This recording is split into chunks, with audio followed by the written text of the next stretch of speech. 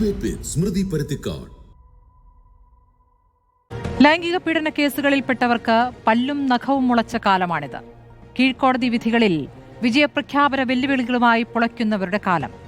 രാഹുൽ മാങ്കുട്ടത്തിനെതിരായ ബലാത്സംഗ പരാതി മുഖ്യമന്ത്രിക്ക് മുന്നിൽ എത്തും മുൻപേ സസ്പെൻഡ് ചെയ്തുവെന്ന് മേനി പറഞ്ഞ പാർട്ടിയാണ്. കേസിൽ സെഷൻസ് കോടതി മുൻകൂർ ജാമ്യം റദ്ദാക്കിയതോടെ പുറത്താക്കി മാതൃക കാട്ടിയ പാർട്ടിയാണ്. രണ്ടാമത്തെ ബലാത്സംഗ പരാതി കൈയോടെ DGPക്ക് കൈമാറിയ പാർട്ടിയാണ്. പക്ഷേ നടപടികൾക്ക് ദിവസങ്ങൾക്കിപ്പുറം രണ്ടാം ഘട്ട തദ്ദേശ തെരഞ്ഞെടുപ്പ് ദിനമായി ഇന്ന് KPCC അധ്യക്ഷനും പുറത്താക്കപ്പെട്ട രാഹുൽ മാങ്കുട്ടത്തിലും ഒരേ സ്വരം കൈവരുന്നത് എങ്ങനെയാണ്? രണ്ടാം ബലാത്സംഗ പരാതി വെൽ ഡ്രാഫ്റ്റഡ് പരാതി എന്നും രാഷ്ട്രീയ ആസൂത്രണമെന്നും മുൻകൂർ ജാമ്യം നൽകിയതിന് പിന്നാലെ പാർട്ടി അധ്യക്ഷൻ നിലപാട് മാറ്റുമ്പോൾ അതുതന്നെയല്ലേ നിങ്ങൾ ഒറ്റക്കെട്ടായി പുറത്താക്കിയ രാഹുൽ മാങ്കുട്ടത്തിലും പറഞ്ഞത്? വെൽ ഡ്രാഫ്റ്റഡ് പരാതി തന്നെയാണ് വേണ്ടതെന്ന പ്രതിപക്ഷ നേതാവ് പാർട്ടി പ്രസിഡന്റിനെ തള്ളുമ്പോൾ രാഹുൽ സംസ്ഥാന കോൺഗ്രസിനെ രണ്ടാക്കുകയാണ്. അപ്പുറത്ത് തിരഞ്ഞെടുപ്പ് ദിവസം സ്ത്രീലമ്പടകരുടെ സംരക്ഷകരാണ് കോൺഗ്രസ് എന്ന മുഖ്യമന്ത്രി കടത്തി പറയുമ്പോൾ 13 ദിവസം തന്റെ ഓഫീസിൽ പൂഴ്ത്തിയ ലൈംഗിക പീഡന പരാതിയിൽ വല്ല ന്യായീകരണവും ഉണ്ടോ? പോലീസിൽ കൈമാറിയ പരാതിയിൽ മുൻ MLA ചോദ്യം ചെയ്യാൻ പോലീസിനിപ്പോൾ സമയമില്ല എന്നാണ് കേൾവി. വേങ്ങര ഉപതെരഞ്ഞെടുപ്പിനിടെ ഉമ്മൻചാണ്ടിക്കെതിരെ എടുത്ത ആയുധം പാഴായ അനുഭവമുണ്ടെങ്കിലും എങ്ങാനും ഏറ്റാലോ എന്ന പ്രതീക്ഷയാകാം. ലൈംഗികാരോപണങ്ങളിൽ സംസ്ഥാന രാഷ്ട്രീയം മുങ്ങുമ്പോൾ വെൽ ഡ്രാഫ്റ്റഡ് പോരോ എന്നതാണ് ചോദ്യം.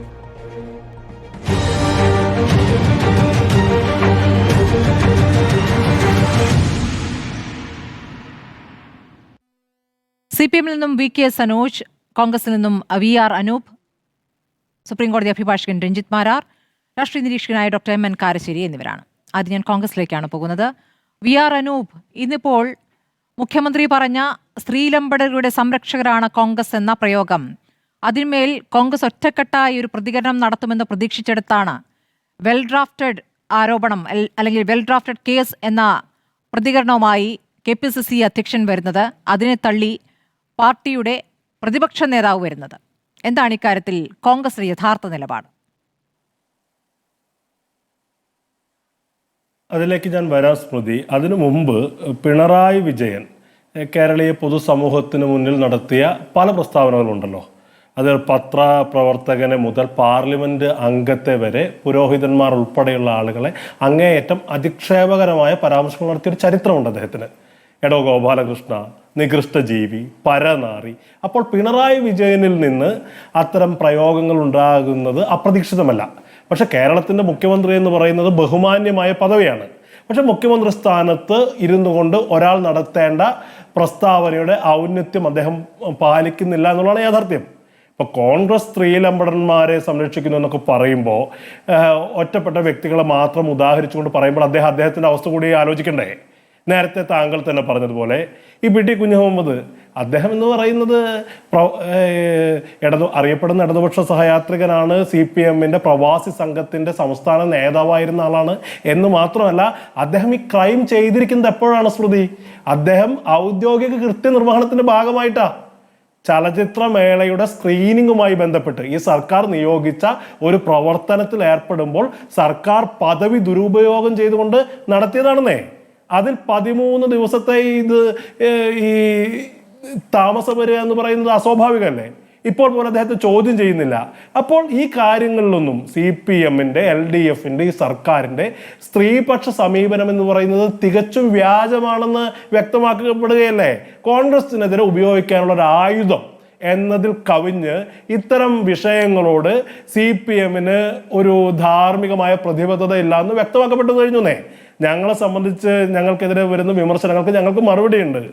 ഞങ്ങളെ സംബന്ധിച്ച് ഞങ്ങൾ കൃത്യമായ നിലപാടെടുത്തിട്ടുണ്ട്. ഇപ്പോൾ വരുന്നത് എന്താ? ലീഗലി ഡ്രാഫ്റ്റഡ് കംപ്ലൈന്റ് എന്ന് പറയുന്നത് നമുക്കറിയാം. സണ്ണി ജോസഫ് എന്ന് പറയുന്നത് അദ്ദേഹം KPCCയുടെ പ്രസിഡന്റ് ആണ് എന്നത് കൂടാതെ അദ്ദേഹം ഒരു പ്രാക്ടീസിങ് ക്രിമിനൽ ലോയർ ആയിരുന്ന ആളാണ്. അപ്പോൾ ഒരു പരാതി നമ്മുടെ മുന്നിൽ വരുമ്പോൾ അതൊരു ലേമൻ തയ്യാറാക്കിയതാണോ, ലീഗലി അഡ്വൈസ്ഡ് ആണോ എന്നതിനെ കുറിച്ചൊക്കെ നമുക്ക് കൃത്യമായിട്ട് പറയാൻ കഴിയും. ആ അർത്ഥത്തിൽ അതിനെ എടുത്താൽ മതിയെന്നേ. ഈ സണ്ണി ജോസഫ് തന്നെയാണല്ലോ ഈ പരാതി വരുന്ന സമയത്ത് അങ്ങനെ എടുക്കാൻ പറ്റില്ല അനൂപ്. കാരണം എന്താന്ന് വെച്ചാൽ നിങ്ങൾ പുറത്താക്കിയ ആളെ കുറിച്ചാണ്. നിങ്ങൾക്ക് ഇനി ഒരു കാര്യമില്ലെന്നേ. നിങ്ങൾ പുറത്താക്കിയ രാഹുൽ മാങ്കൂട്ടത്തിലിനെ പിന്നെ എന്തിനാണ് അയാൾക്ക് വേണ്ടി നിങ്ങൾ പറയാൻ നിൽക്കുന്നത്? അത് ഒന്നാമത്തെ കാര്യം. ഇനി നിങ്ങൾ കയ്യോടെ അതാ DGP ഏൽപ്പിച്ചു. അല്ല, പറയട്ടെ, പൂർത്തിയാക്കട്ടെ. കയ്യോടെ നിങ്ങൾ DGPക്ക് ആ കത്ത് അങ്ങോട്ട് പരാതി അങ്ങോട്ട് കൈമാറി എന്നുള്ളതാണല്ലോ നിങ്ങൾക്ക് മേൽക്കൈ കിട്ടിയിരുന്ന ഒരു കാര്യം. നിങ്ങൾ പാർട്ടി കോടതിയിൽ അത് വെച്ചില്ല, നിങ്ങളത് നേരെ DGPക്ക് കൈമാറുന്നു എന്നതാണല്ലോ നിങ്ങൾ ആവർത്തിച്ച് പറഞ്ഞുകൊണ്ടിരുന്ന ഒരു കാര്യം. ഇപ്പോൾ അത് കഴിഞ്ഞ് ഇപ്പോൾ മുൻകൂർ ജാമ്യം രാഹുൽ മാങ്കൂട്ടത്തിൽ നൽകിക്കൊണ്ട് തിരുവനന്തപുരം സെഷൻസ് കോടതിയുടെ ഉത്തരവ് വരുമ്പോൾ രണ്ടാമത്തെ പരാതിയിൽ സംശയമുണ്ട് എന്ന കോടതി ചില വാദങ്ങൾ ഉന്നയിക്കുമ്പോൾ അതൊരു ആയുധമാകുന്ന എങ്ങനെയാണ്? നിങ്ങൾ പുറത്താക്കിയ ആൾക്ക് വേണ്ടി വീണ്ടും വാദിക്കുകയാണോ? അത് സ്വാഭാവികമായ സംശയമാണ്. അത് നിങ്ങളുടെ KPCC അധ്യക്ഷൻ ചെയ്യുമ്പോൾ അപ്പുറത്തെ പ്രതിപക്ഷ നേതാവ് പൂർണ്ണമായും അതിനെ തള്ളുകയാണ്. അതാണ് ഞാൻ ചോദിച്ചത്, പാർട്ടിയുടെ നിലപാട് എന്താണ്? അല്ല, ഇതിനകത്ത് നിങ്ങൾ കാണുന്നത് പോലെ ഒരു വൈരുദ്ധ്യവും ഇല്ല. KPCC പ്രസിഡന്റ്, നിങ്ങൾ ഈ പറഞ്ഞു എന്ന് പറയുന്ന KPCC പ്രസിഡന്റ് തന്നെയാണ് ഈ പരാതി കിട്ടിയ ആദ്യ സന്ദർഭത്തിൽ തന്നെ അദ്ദേഹത്തിന് നടപടി പ്രഖ്യാപിച്ചത്. അന്ന് KPCC പ്രസിഡന്റ് പറഞ്ഞ വാചകങ്ങൾ ഇപ്പോഴും പബ്ലിക് ഡൊമൈനിലുണ്ടല്ലോ. അദ്ദേഹത്തോട് പത്രമാധ്യമങ്ങൾ ചോദിക്കുന്നു, രാഹുൽ മാങ്കൂട്ടത്തിൽ രാജിവെക്കേണ്ടതുണ്ടോ? ഇനി രാഹുൽ രാജിവെക്കുന്നതാണ് നല്ലത്, ആ MLA സ്ഥാനം വെച്ചുകൊണ്ടിരുന്നിട്ട് യാതൊരു പ്രയോജനവും ഇല്ല എന്ന് പറഞ്ഞ ആളല്ല KPCC പ്രസിഡന്റ്. അത് ഇന്നിപ്പോൾ മാറ്റി പറഞ്ഞ പശ്ചാത്തലമാണ് ഞാൻ ചോദിക്കുന്നത്. ഇത് താഴെയുള്ള കോടതിയിൽ നിന്നും അല്ലല്ല സെഷൻസ് കോടതിയിൽ നിന്നും മുൻകൂർ ജാമ്യം അനുവദിച്ചുകൊണ്ട് ചില കാര്യങ്ങൾ പറഞ്ഞപ്പോഴേക്കും ഉടനെ രാഹുലിനെ തിരിച്ചെത്തിക്കാനുള്ള ആലോചനകൾ ഉണ്ടോന്ന് സ്വാഭാവികമായി സംശയിക്കാം. നിങ്ങൾ പറഞ്ഞ ഒരു കാര്യം KPCC അധ്യക്ഷൻ ഇത് പറഞ്ഞത് വെൽ ഡ്രാഫ്റ്റഡ് കേസ് പരാതി എന്ന് മാത്രമല്ല പറഞ്ഞത്, ഇത് ആസൂത്രിത രാഷ്ട്രീയമായി ആസൂത്രണം ചെയ്താണ് എന്നുള്ളതാണ്. ഇത് തന്നെയാണ് രാഹുൽ മാങ്കൂട്ടത്തിലും പറയുന്നത്. അത് തന്നെ KPCC അധ്യക്ഷനും പറയുകയാണ്. സംശയമുണ്ട് അനൂപ്? ഒരിക്കലുമില്ല. ഒരു കാര്യം രണ്ടുപേർ പറഞ്ഞാൽ അത് ഒരേ കാര്യം തന്നെ പറഞ്ഞാൽ ഒരർത്ഥത്തിലാണെന്ന് കാണേണ്ടതില്ലല്ലോ. ഇപ്പൊ കോടതി പറഞ്ഞത്, ഇതേ കോടതി തന്നെ ആദ്യത്തെ കേസിൽ രാഹുലിന് മുൻകൂർ ജാമ്യം നിഷേധിച്ച കോടതിയാണല്ലോ. അപ്പൊ കോടതിയുടെ മുന്നിൽ ചില നിയമപരമായ സാങ്കേതികത്വത്തിന്റെ നിയമപരമായ നടപടിക്രമങ്ങളുടെ ഒരു വലിയ കോടതി പരിശോധിക്കേണ്ടതായ ചില കാര്യങ്ങളുണ്ടാകും. ഇത് കോടതി ഒരിക്കലും നേരത്തെ മുൻകൂർ ജാമ്യം രാഹുൽ മാങ്കൂട്ടത്തിൽ നിഷേധിച്ച കോടതി രണ്ടാമത്തെ കേസിൽ രാഹുലിന് വേണ്ടി നിലപാടെടുത്തു എന്ന് നമുക്ക് പറയാൻ കഴിയുമോ? അപ്പൊ കോടതിയെ സംബന്ധിച്ച് ഒരു കേസിൽ കോടതി പരിശോധിക്കുന്ന ഒരുപാട് കാര്യങ്ങളുണ്ടാവും. അത് പ്രത്യേകിച്ചും ഒരു ജാമ്യത്തിൽ അത് കേസിന്റെ മെറിറ്റ് ഒന്നുമല്ല. കേസിന്റെ മെറിറ്റ് ഒരു ജാമ്യം അനുവദിക്കുന്ന കോടതി സ്വാഭാവികമായും കേസിന്റെ മെറിറ്റിലേക്ക് പ്രവേശിക്കേണ്ടതില്ല. ജാമ്യം അനുവദിച്ചതുകൊണ്ട് അയാൾ കേസിൽ നിന്ന് കുറ്റവിമുക്തനുമാവുന്നില്ല. ജാമ്യം നിഷേധിച്ചതുകൊണ്ട് അയാൾ കൂടുതൽ കുറ്റവാളി ആകുന്നുമില്ല. സ്വാഭാവിക നടപടിക്രമം മാത്രമാണ്. കോടതി അങ്ങനെയൊക്കെ ചെയ്തു എന്ന് പറയുമ്പോഴും മെറിറ്റിലേക്ക് പ്രവേശിച്ചു എന്ന് സംശയിക്കുന്നത് ആരാണ്? ആര് പ്രവേശിച്ചു എന്നാണ് സംശയിക്കുന്നത്? സ്മൃതി പറയുന്നത് കേട്ടാൽ തോന്നും ഈ കോടതി വിധി വന്ന ഉടനെ തന്നെ രാഹുലിനെ തിരിച്ചെടുക്കാനുള്ള ആലോചനകൾ കോൺഗ്രസിനകത്ത് സമാരംഭിച്ചു എന്നുള്ള നിലയ്ക്ക് ഇതിനെടുക്കേണ്ടെന്നേ. ഇത് കോടതി കൂടി പറഞ്ഞ പശ്ചാത്തലത്തിൽ ഈ കേസിൽ പരാതി കൊടുക്കേണ്ടത് ആർക്ക്, KPCC പ്രസിഡന്റിനാണോ എന്നുള്ള കോടതി പോലും സംശയം ഒരു ഘട്ടത്തിൽ പ്രകടിപ്പിക്കുന്നുണ്ട്. എന്തുകൊണ്ട് പോലീസിൽ കൊടുക്കേണ്ട പരാതി അവിടെ കൊടുത്തു എന്നതിന്റെ അടിസ്ഥാനത്തിൽ കൂടിയാണല്ലോ ഈ ജാമ്യവുമായി ബന്ധപ്പെട്ട് കോടതി നടത്തിയ ചില നിരീക്ഷണങ്ങളുണ്ട്. ഒരു ക്രിമിനൽ അഭിഭാഷകൻ കൂടിയായ ഒരു പ്രാക്ടീസിംഗ് ലോയർ കൂടിയായ KPCC പ്രസിഡന്റ് അത് പരാമർശിച്ചു എന്നുള്ളൂ.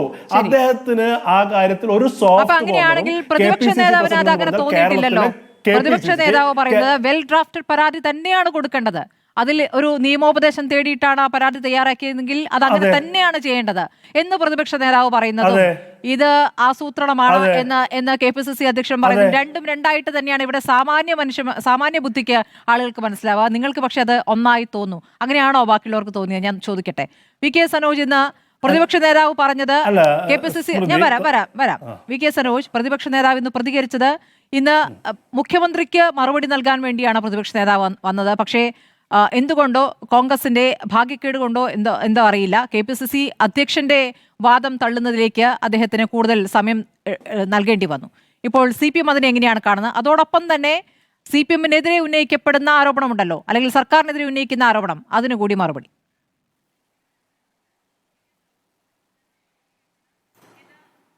സ്മൃതി, ഈ രാഹുലുമായി ബന്ധപ്പെട്ട വിഷയത്തിൽ കോൺഗ്രസിന്റെ പ്രബലമായ ഒരു നിര, അതിൻ്റെ അഖിലേന്ത്യാ ജനറൽ സെക്രട്ടറി ഉൾപ്പെടെയുള്ള ഒരു നിര പൂർണ്ണമായും രാഹുലിനെ സപ്പോർട്ട് ചെയ്തുകൊണ്ടിരിക്കുകയാണ്. അതിൻ്റെ പ്രത്യക്ഷത്തിലുള്ള ഉദാഹരണങ്ങളാണ് നമ്മളിപ്പോൾ ഈ കണ്ടുകൊണ്ടിരിക്കുന്നത്. വെറുതെ അവിടുന്ന് ഇവിടുന്ന് എന്തെങ്കിലും പറയുന്നല്ലോ. കോൺഗ്രസിന്റെ മുഖപത്രമാണ് വീക്ഷണം പത്രം. ആ വീക്ഷണം പത്രത്തിൽ എഡിറ്റ് പേജിൽ വരുന്ന എഡിറ്റോറിയൽ ഉണ്ട്. ആ എഡിറ്റോറിയൽ എന്ന് പറഞ്ഞാൽ ആ പത്രത്തിന്റെ നിലപാടായിരിക്കും. ആ പത്രത്തിന്റെ നിലപാടെന്ന് പറഞ്ഞാൽ KPCCയുടെ നിലപാടാണ്. അതിനകത്ത് വളരെ കൃത്യമായും പറഞ്ഞിട്ടുണ്ട്, ഇത് കെട്ടിച്ചമച്ച കഥയാണ്, രാഹുലിനെ രാഷ്ട്രീയമായി ആക്രമിച്ചില്ലാതാക്കുകയാണ് എന്നെല്ലാം പറഞ്ഞ് രാഹുലിനെ വെള്ളപൂശാൻ ആവശ്യമായ നിലപാട് വീക്ഷണം പത്രം അന്ന് സ്വീകരിച്ചു. അതവിടെ കിടക്കട്ടെ. പിന്നെന്താണ് പറഞ്ഞത്? വളരെ മോശമായ നിലയിൽ ഈ അടൂർ പ്രകാശ് ഉൾപ്പെടെയുള്ള UDFന്റെ ഉയർന്ന നേതൃനിരയിൽപ്പെട്ട ആളുകൾ, ജനപ്രതിനിധി പല ഘട്ടങ്ങളിലും പ്രതികരിച്ച് നമ്മൾ കണ്ടു. കെ സുധാകരൻ ഇവരുടെ മുഖ്യമന്ത്രി സ്ഥാനാർത്ഥിയായിട്ട് ഇപ്പോൾ കേരളത്തിൽ തലങ്ങും വിലങ്ങും പോകുന്ന ആളാണല്ലോ. ആ കെ സുധാകരൻ പറഞ്ഞത് ഈ രാഹുൽ നല്ല പയ്യനാണ്, അവനെ ബോധപൂർവം ഇല്ലാതാക്കാൻ വേണ്ടിയിട്ട് നടത്തുന്ന നീക്കം എന്നാ പറഞ്ഞത്. ഇതെല്ലാം കേട്ടപ്പോൾ പിന്നെ KPCC പ്രസിഡന്റ് എന്താ പറയുന്നത്?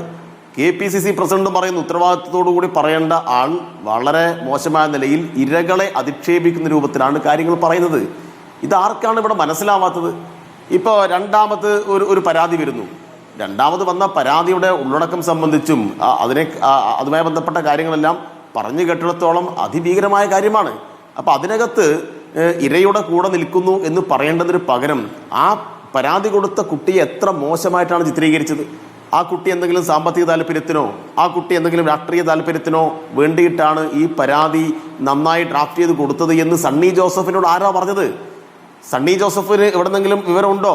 എന്നാൽ പിന്നെ ആ വിവരങ്ങൾ കൂടി സണ്ണി ജോസഫ് പുറത്തുവിടണം. ആ വിവരങ്ങൾ കൂടി പുറത്തുവിടണം സണ്ണി ജോസഫിന് കിട്ടിയ വിവരങ്ങൾ സംബന്ധിച്ച്.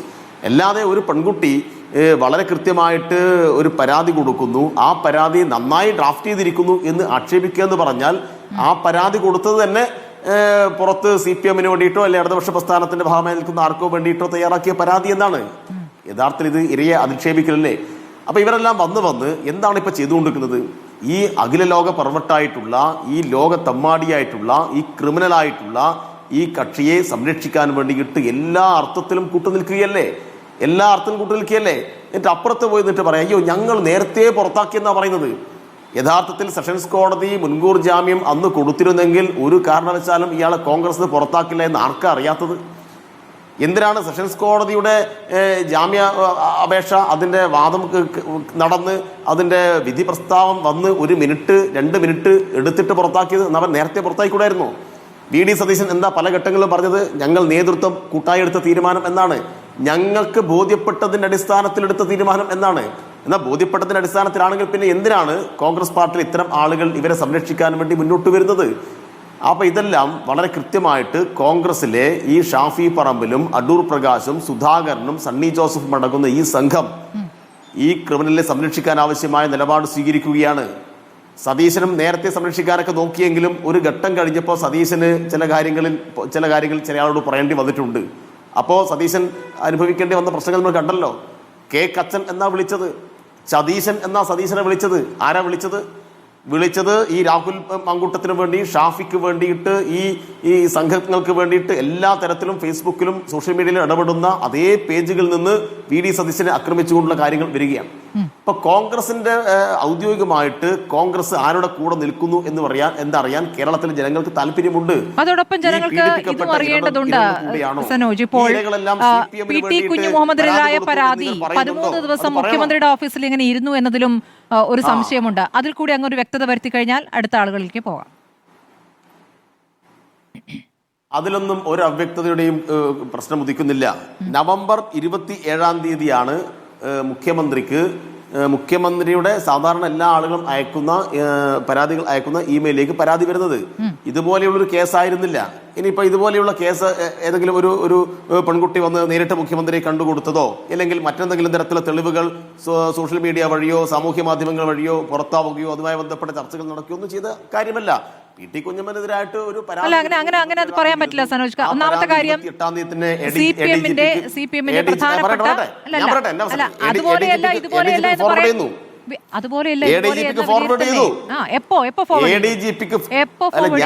അത് എന്റെ വാദല്ലേ? ഞാൻ പറയട്ടെ. 28-ാം തീയതി ഫോർവേഡ് ചെയ്തു എന്നാണ് ഞാൻ മനസ്സിലാക്കുന്നത്. ബന്ധപ്പെട്ട പോലീസ് സ്റ്റേഷനിലേക്ക് 4 ദിവസത്തിനകം ആ കാര്യങ്ങൾ അയച്ചു കൊടുത്തിട്ടുണ്ട്. പിന്നെ FIR ഇടാൻ വൈകി എന്ന് പറഞ്ഞാൽ മുഖ്യമന്ത്രിക്ക് വരുന്ന ഇമെയിൽ സന്ദേശം വഴി ഒരു പരാതി വന്നു കഴിഞ്ഞാൽ അപ്പൊ തന്നെ FIR ഇടുകയല്ല ചെയ്യുക. സ്വാഭാവികമായിട്ടും അതിനെക്കുറിച്ച് പോലീസ് അന്വേഷിക്കേണ്ടി വരും. ഇത് ഒറിജിനലാണോ, മറ്റെന്തെങ്കിലും ഈ പരാതിക്കാരി ഒറിജിനലായിട്ടുണ്ടോ, ഇപ്പം ആർക്കും പരാതി അയക്കാലോ. അപ്പൊ സ്വാഭാവികമായിട്ടും അത് അന്വേഷിച്ചിട്ടുണ്ട്. ആ അന്വേഷിക്കുന്നതിന്റെ കാലതാമസം എടുത്തിട്ടുണ്ടാവും.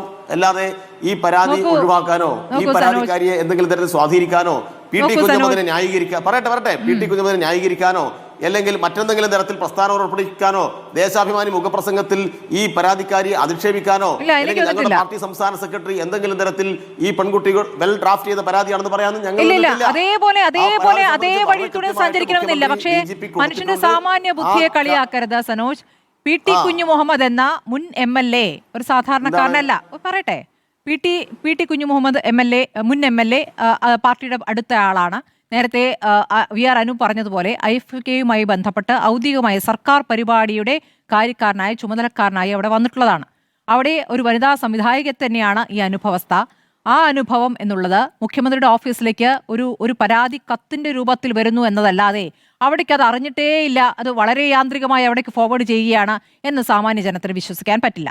അത് അവിടെ എത്തിയിട്ടുണ്ട്. അത് 27-ാം തീയതി എത്തി എന്നുള്ളത് അറിയാവുന്നതാണ്. അത് മുന്നോട്ട് കൊണ്ടുപോകണോ വേണ്ടയോ എന്നുള്ള സംശയത്തിൽ 13 ദിവസം ഇരുന്നു.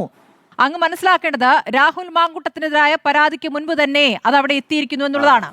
അപ്പോൾ എന്താണ് ആ നടപടി വൈകിയത് എന്ന ചോദ്യമുണ്ട്. ഇനി ഇപ്പോൾ അറിയുന്നത്, ഇപ്പോൾ കേസെടുത്ത് 1 മിനിറ്റ്, ഈ പി ടി കുഞ്ഞു മുഹമ്മദിനെ ചോദ്യം ചെയ്യാനും ഇനി സമയമെടുക്കും. പോലീസിന് ഇപ്പോൾ തൽക്കാലം സമയമില്ല, ആളില്ല ഇപ്പോൾ ചോദ്യം ചെയ്യാനെന്നാണ് പറയുന്നത്. അപ്പോൾ നിങ്ങൾക്ക് ചില കാര്യങ്ങൾക്ക് വേഗവും ചില കാര്യങ്ങൾക്ക് മുടന്തലും ഒക്കെ സംഭവിക്കുന്നത് അത് രാഷ്ട്രീയമാണ് അതിൻ്റെ ഏറ്റവും അടിസ്ഥാനപരമായ കാര്യമെന്ന് സ്വാഭാവികമായും സംശയിക്കാം. ഇത് സ്ത്രീപക്ഷ നിലപാടല്ല, രാഷ്ട്രീയമാണ് മുന്നിൽ നിൽക്കുന്നത്. അതിനനുസരിച്ച് നിലപാട്, അതിനനുസരിച്ച് നിങ്ങൾ തീവ്രത അളക്കും, അതിനനുസരിച്ച് അതുപോലെയാണോ ഇത് എന്ന് ഉരച്ചു നോക്കും. അങ്ങനെയാണോ ഒരു പരാതിയെ സമീപിക്കേണ്ടത്? നിങ്ങളിപ്പോൾ പറഞ്ഞല്ലോ തീവ്രത അളക്കും എന്നൊക്കെ. നിങ്ങൾക്ക് എവിടെന്നാ CPM-ന്റെ കാര്യം പറയുമ്പോൾ ഇത്തരം പദങ്ങൾ വരുന്നത്? നിങ്ങൾക്ക് എവിടെന്നാ ഇത്തരം പദങ്ങൾ വരുന്നത്? നിങ്ങൾ CPM-നെ അധിക്ഷേപിക്കാൻ വേണ്ടിയിട്ട് പല ആളുകളും ഉണ്ടാക്കിയിട്ടുള്ള പല പദങ്ങളും സൗഹൃദം ഉപയോഗിക്കുകയാണ്. അല്ല UDF അല്ല കോൺഗ്രസ് പ്രതി ഉപയോഗിക്കട്ടെ. സ്മൃതി എന്താണ് ഇങ്ങനെ? അയ്യോ, തീവ്രത എന്ന പ്രയോഗം AK ബാലനല്ലേ നടത്തിയത്? അല്ലല്ല, ഇത് നിങ്ങളുടെ നേതാക്കൾ തന്നെ നടത്തിയ പ്രയോഗമാണ്. എനിക്ക് പറയണ്ടേ? പറയട്ടെ സ്മൃതി, നിങ്ങളിപ്പോ പറഞ്ഞല്ലോ, ഞാൻ പറഞ്ഞു 27-ാം തീയതി പരാതി കിട്ടുന്നു. ഇത് മുഖ്യമന്ത്രിയുടെ ഇമെയിൽ, ഈ പരാതി വരുന്ന പോർട്ടലിലേക്ക് അല്ലെങ്കിൽ ഇമെയിലിലേക്ക് വന്നിട്ടുള്ള ഒരു പരാതിയാണ്. ആ പരാതി കിട്ടിയിട്ട് 2 മാസം കഴിഞ്ഞോ, അല്ലെങ്കിൽ നിങ്ങൾ പറയുന്നത് 2 വർഷം കഴിഞ്ഞോ? ആ പരാതി വന്ന ഉടൻ തന്നെ ആ പരാതിക്കാരിയെ വിളിച്ചിട്ട് കാര്യങ്ങൾ സെറ്റിൽ ചെയ്യാനാണോ മുഖ്യമന്ത്രി ശ്രമിച്ചത്? മുഖ്യമന്ത്രി 27-ന് കിട്ടിയ പരാതി 28-ാം തീയതി ADGP-ക്ക് കൈമാറി കഴിഞ്ഞു. ADGP ബന്ധപ്പെട്ട പോലീസ് സ്റ്റേഷനിലേക്ക് ആ കാര്യങ്ങൾ കൈമാറുന്നു. പറയട്ടെ, നിങ്ങൾക്ക് പ്രതിപക്ഷവും മറ്റൊക്കെ ഉന്നയിക്കുന്ന കാര്യങ്ങൾ അതേപടി എടുത്തിട്ട് സ്മൃതി അങ്ങ് അവതരിപ്പിക്കുകയാണല്ലോ. എന്താ ഇതിന്റെ വലിയ ലക്ഷ്യം എന്നൊക്കെ കേട്ടിരിക്കുന്ന ആൾ മനസ്സിലായിക്കോട്ടെ. ഉദ്യോഗസ്ഥരോ ഞാൻ പറയട്ടെ, നിങ്ങൾ വെറുതെ ബഹളം വെക്കല്ല. ഇപ്പൊ രാഹുൽ മാങ്കൂട്ടുമായി ബന്ധപ്പെട്ട വിഷയം ചർച്ച ചെയ്യുന്നു. ഈ കേരളമാകെ അതുമായി ബന്ധപ്പെട്ട പല വിധത്തിലുള്ള കാര്യങ്ങൾ ചർച്ച ചെയ്തുകൊണ്ടിരിക്കുന്നു. കോൺഗ്രസിന്റെ നേതൃത്വം ഒന്നടങ്കം അതിനെ ന്യായീകരിക്കുന്നു, പത്രം ന്യായീകരിക്കുന്നു, എല്ലാ നിലയിലും അയാൾ ആഘോഷിച്ച് നടക്കുകയാണ്. ആ ഘട്ടത്തിൽ ഇടതുപക്ഷവും മോശമൊന്നുമല്ല, ഇടതുപക്ഷത്തിന്റെ ഭാഗമായ ഒരാളുടെ പേരിലും പരാതി ഉണ്ട്, ആ പരാതി ഇടതുപക്ഷം മുക്കാൻ വേണ്ടി ശ്രമിച്ചു എന്നൊരു ധ്വനിയാണ് നിങ്ങളുടെ ഈ വാദത്തിൽ ഉണ്ടാവുന്നത്. ഞാൻ പറയുന്നത് 27-ാം തീയതി കിട്ടിയ പരാതിയിൽ 28-ാം തീയതി ADGP കൈമാറുന്നു. തുറന്ന് 3-4 ദിവസം കൊണ്ട് അത് പോലീസ് സ്റ്റേഷനിൽ എത്തുന്നു. FIR, അതുമായി ബന്ധപ്പെട്ട കാര്യങ്ങൾ എന്ത് വേണം? സ്വാഭാവികമായിട്ടും അന്വേഷണം നടക്കും. പരാതി ഒറിജിനലാണോ നോക്കണം, പരാതിക്കാരി ഉണ്ടോ നോക്കണം, അത് ഫേക്ക് അടിയിൽ സ്വാഭാവികമായിട്ടും ഇല്ലാന്ന് ഞാൻ പറഞ്ഞിട്ടില്ല. പിന്നെന്താണ് ഇല്ല എന്നൊന്നും ഞാൻ പറഞ്ഞില്ല.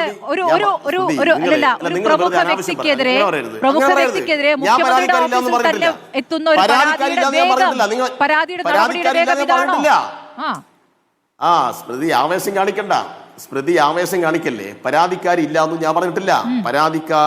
ഏതൊരാളുടെ പേരിലും പരാതി വന്നു കഴിഞ്ഞാൽ സ്വാഭാവികമായിട്ടും ഇത്തരം കാര്യങ്ങളെല്ലാം പോലീസ് നോക്കും. മുഖ്യമന്ത്രി 27-ാം തീയതി മുഖ്യമന്ത്രിയുടെ ഓഫീസിൽ പരാതി കിട്ടുന്നു.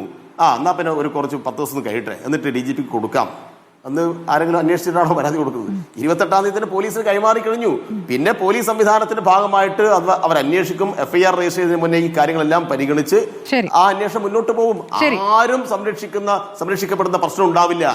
ഒരു ദേശാഭിമാനി പത്രത്തിൽ മുഖപ്രസംഗം എഴുതില്ല. ഞങ്ങളുടെ പാർട്ടി സംസ്ഥാന സെക്രട്ടറി ന്യായീകരിച്ച അഭിപ്രായം പറയില്ല. ഞങ്ങളെ ആരെങ്കിലും അദ്ദേഹത്തെ ആനയിച്ച് നടക്കില്ല. അയാൾക്ക് വേണ്ടി മുദ്രാവാക്യം വിളിക്കാൻ ആനയിക്കാനും ആരും ഉണ്ടാവില്ല. അപ്പുറത്തെ ക്യാമ്പിൽ അങ്ങനെയല്ല നടക്കുന്നത്. അത്രക്കില്ല. ചോദ്യം ചെയ്യുന്നതിലേക്ക് എത്തുമെന്ന് പറഞ്ഞാൽ മതി. കാരണം എന്താ വെച്ചാല് മുഖ്യമന്ത്രിയുടെ അടുത്തെത്തുന്ന ഒരു പരാതി ADGP കൈമാറി കഴിയുമ്പോൾ ഇനി അങ്ങോട്ട് ADGP നോക്കിക്കോട്ടെ, ഞങ്ങളുടെ കാര്യം കഴിഞ്ഞു എന്ന രൂപത്തിലാണോ ആഭ്യന്തര വകുപ്പ് ഇരിക്കുന്നതെന്ന് അറിയേണ്ടതുണ്ട്. ഡോക്ടർ എം എൻ കാരശ്ശേരി, ഇന്നിപ്പോൾ കേട്ടിരിക്കുന്ന കോൺഗ്രസിൽ നിന്ന് കേട്ട 2 പ്രതികരണങ്ങൾ രാഹുൽ മാങ്കൂട്ടത്തിനെതിരായ 2ാം പരാതിയുമായി ബന്ധപ്പെട്ടാണ്. വെൽ ഡ്രാഫ്റ്റഡ് പരാതിയാണ് എന്ന് ഇപ്പോൾ എന്തിനാണ് KPCC അധ്യക്ഷൻ അങ്ങനെ ഒരു പ്രതികരണം നടത്തുന്നതെന്ന് സംശയിച്ചു പോകും. കാരണം പുറത്താക്കിയ ഒരാളുടെ കാര്യത്തിൽ വീണ്ടും ആ പരാതിയുമായി ബന്ധപ്പെട്ട് അത് DGPക്ക് കൈമാറി എന്നുള്ള കാര്യം നേരത്തെ പറഞ്ഞിരുന്നതാണല്ലോ. പിന്നെ ആ കേസുമായി ബന്ധപ്പെട്ട് എന്തിനാണ് അങ്ങനെ ഒരു പരാമർശം നടത്തിയത്? അപ്പുറത്ത് പ്രതിപക്ഷ നേതാവ് പറയുന്നു വെൽ ഡ്രാഫ്റ്റഡ് ആയിട്ടാണ് ഒരു പരാതി തയ്യാറാക്കേണ്ടത്, അതിലെന്താണ് ഒരു പ്രശ്നമുള്ളത് എന്ന്. ഇത് തദ്ദേശ തിരഞ്ഞെടുപ്പിന്റെ 2ാം ഘട്ടത്തിലെ ദിവസമാണ്. ആദ്യഘട്ടത്തിൽ അറിയാമല്ലോ എന്താണ് അടൂർ പ്രകാശ് ദിലീപിന് വേണ്ടി വാദിച്ചത് എന്ന്. എന്താണ് കോൺഗ്രസിൽ സംഭവിക്കുന്നതെന്നാണ് അങ്ങയുടെ നിരീക്ഷണം?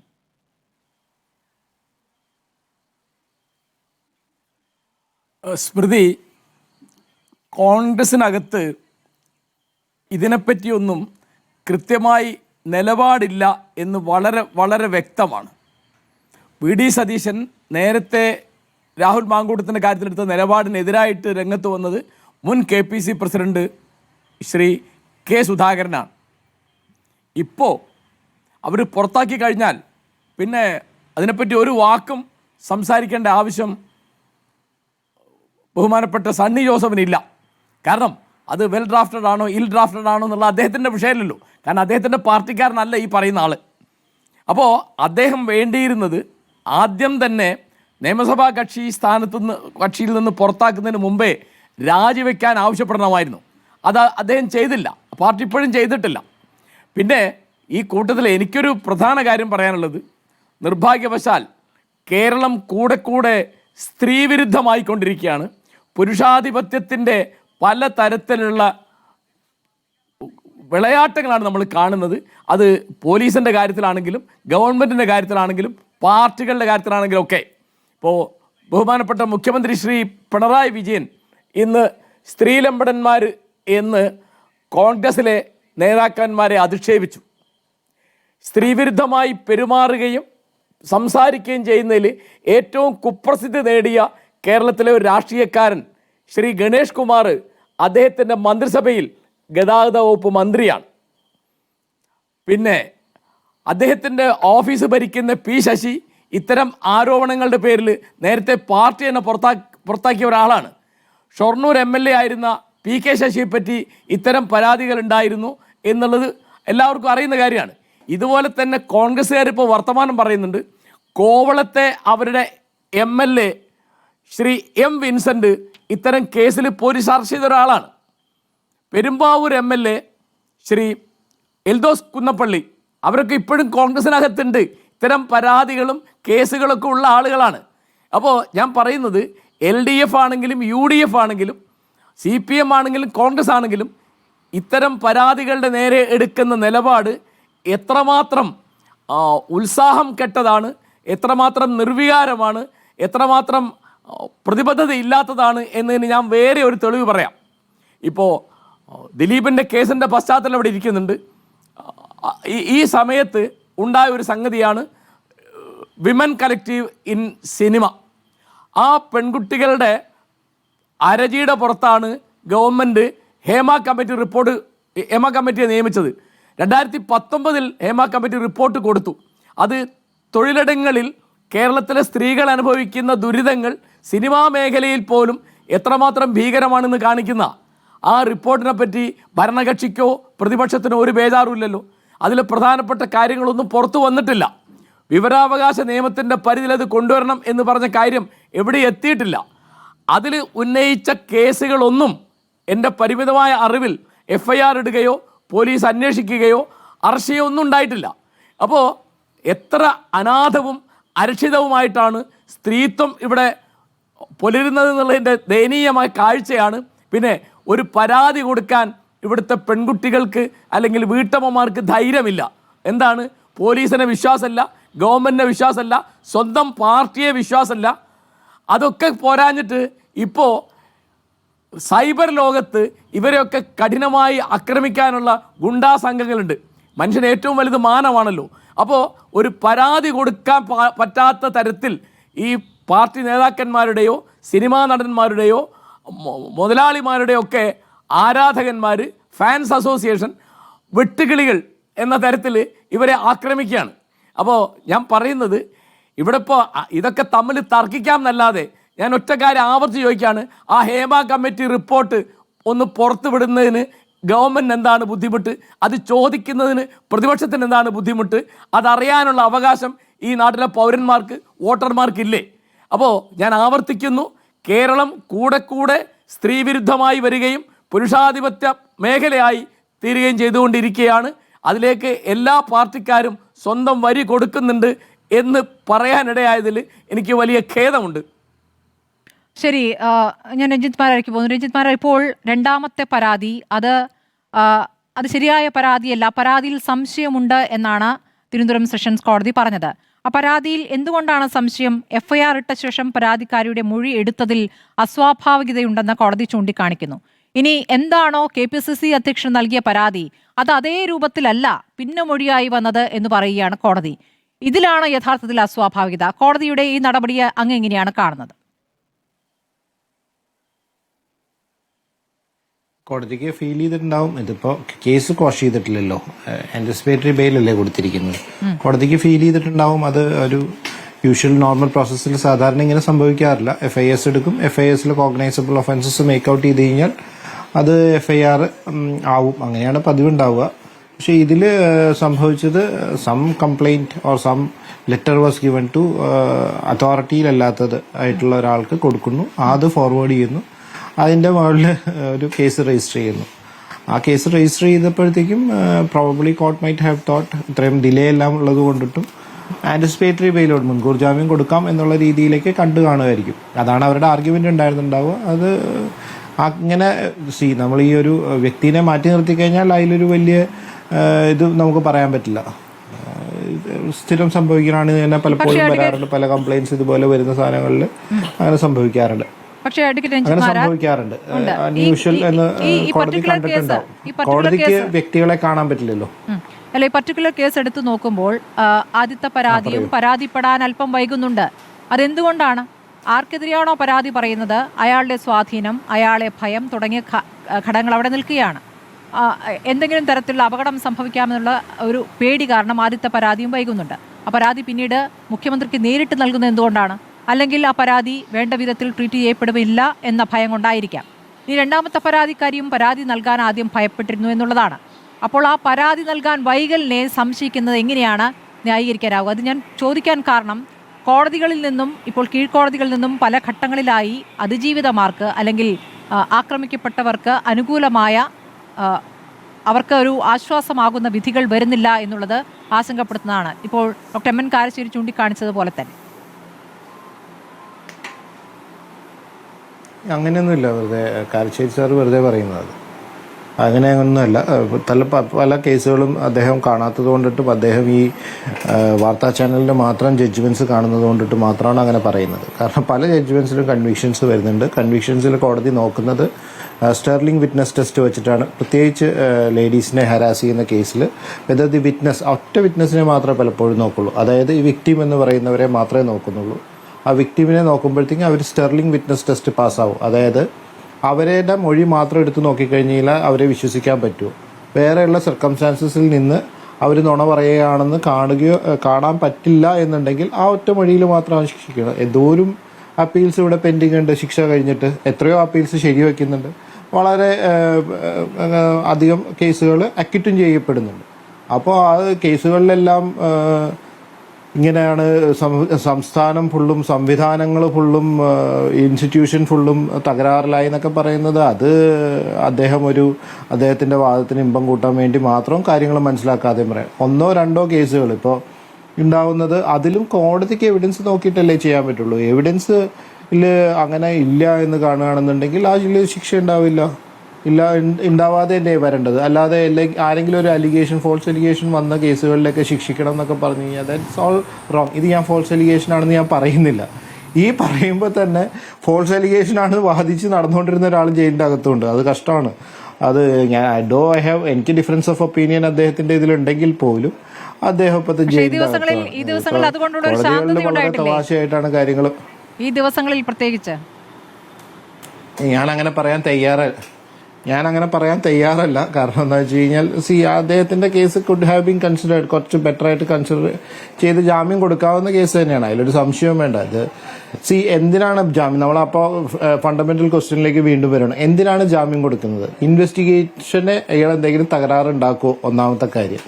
ഇൻവെസ്റ്റിഗേഷനായിട്ട് കോപ്പറേറ്റ് ചെയ്യുമോ? രണ്ടാമത്തെ കാര്യം. ഈ കോപ്പറേറ്റ് ചെയ്യാൻ ഇപ്പൊ ശിക്ഷിക്കുന്നില്ലല്ലോ. അൾട്ടിമേറ്റ്ലി ആന്റിസിപ്പേറ്ററി ബെയിൽ, ആ ആന്റിസിപ്പേറ്റ് ഇതാണ് ചോദ്യത്തിലേക്ക് തിരിച്ചു വരുന്നത്. അങ്ങനെ നോക്കുമ്പോൾ കോടതി ഒരു ഘടകമായിട്ട് കാണുന്നതാണ്. ഇതൊരു അൺയൂഷ്വൽ ആയിട്ടുള്ള ഒരു രീതിയിലാണ് കംപ്ലൈന്റ് വന്നിരിക്കുന്നത്. കുട്ടികളൊന്നും അല്ലല്ലോ, ആരും കുട്ടികളൊന്നും അല്ല. അപ്പോൾ ഇദ്ദേഹത്തിന്റെ I'm never justifying if he has done it. ഇദ്ദേഹം ഒരു MLA ആണ്, കുറച്ചും കൂടിയൊക്കെ വൃത്തിയായിട്ട് പെരുമാറേണ്ടതായിരുന്നു.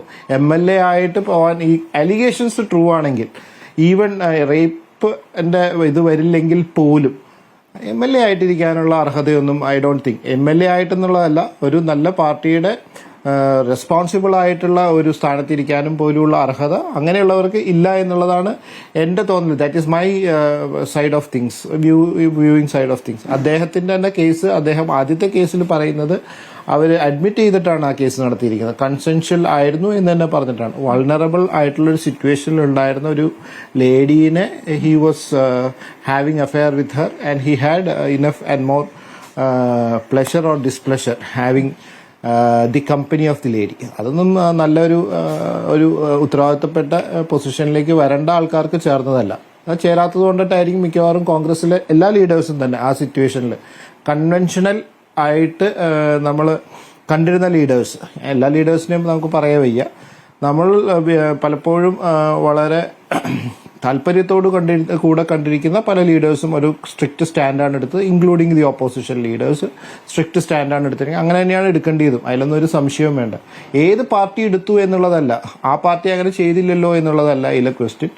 നമ്മൾ എന്തു ചെയ്തു എന്നുള്ളതാണ് അതിലെ ക്വസ്റ്റ്യൻ. ആ ക്വസ്റ്റ്യനിൽ അൺഫോർച്ചുനേറ്റ്ലി എന്ത് ജസ്റ്റിഫിക്കേഷൻ കൊടുത്താലും ഈ ഇപ്പോൾ തൽക്കാലം ഈ സ്റ്റാൻഡ് എടുത്തത്, അത്രയെങ്കിലും സ്റ്റാൻഡ് എടുത്തത് ഒരു കോൺഗ്രസ് ആണ് എടുത്തിരിക്കുന്നത്. അവരെന്തുകൊണ്ടിട്ടാണ് DCC പ്രസിഡന്റ് അങ്ങനെ പറഞ്ഞത്? DCC president probably he has seen that I'm not justifying him. Well drafted ആയിട്ടായിരിക്കും, ചിലപ്പോൾ കൺസൾട്ട് ചെയ്തിട്ടായിരിക്കും.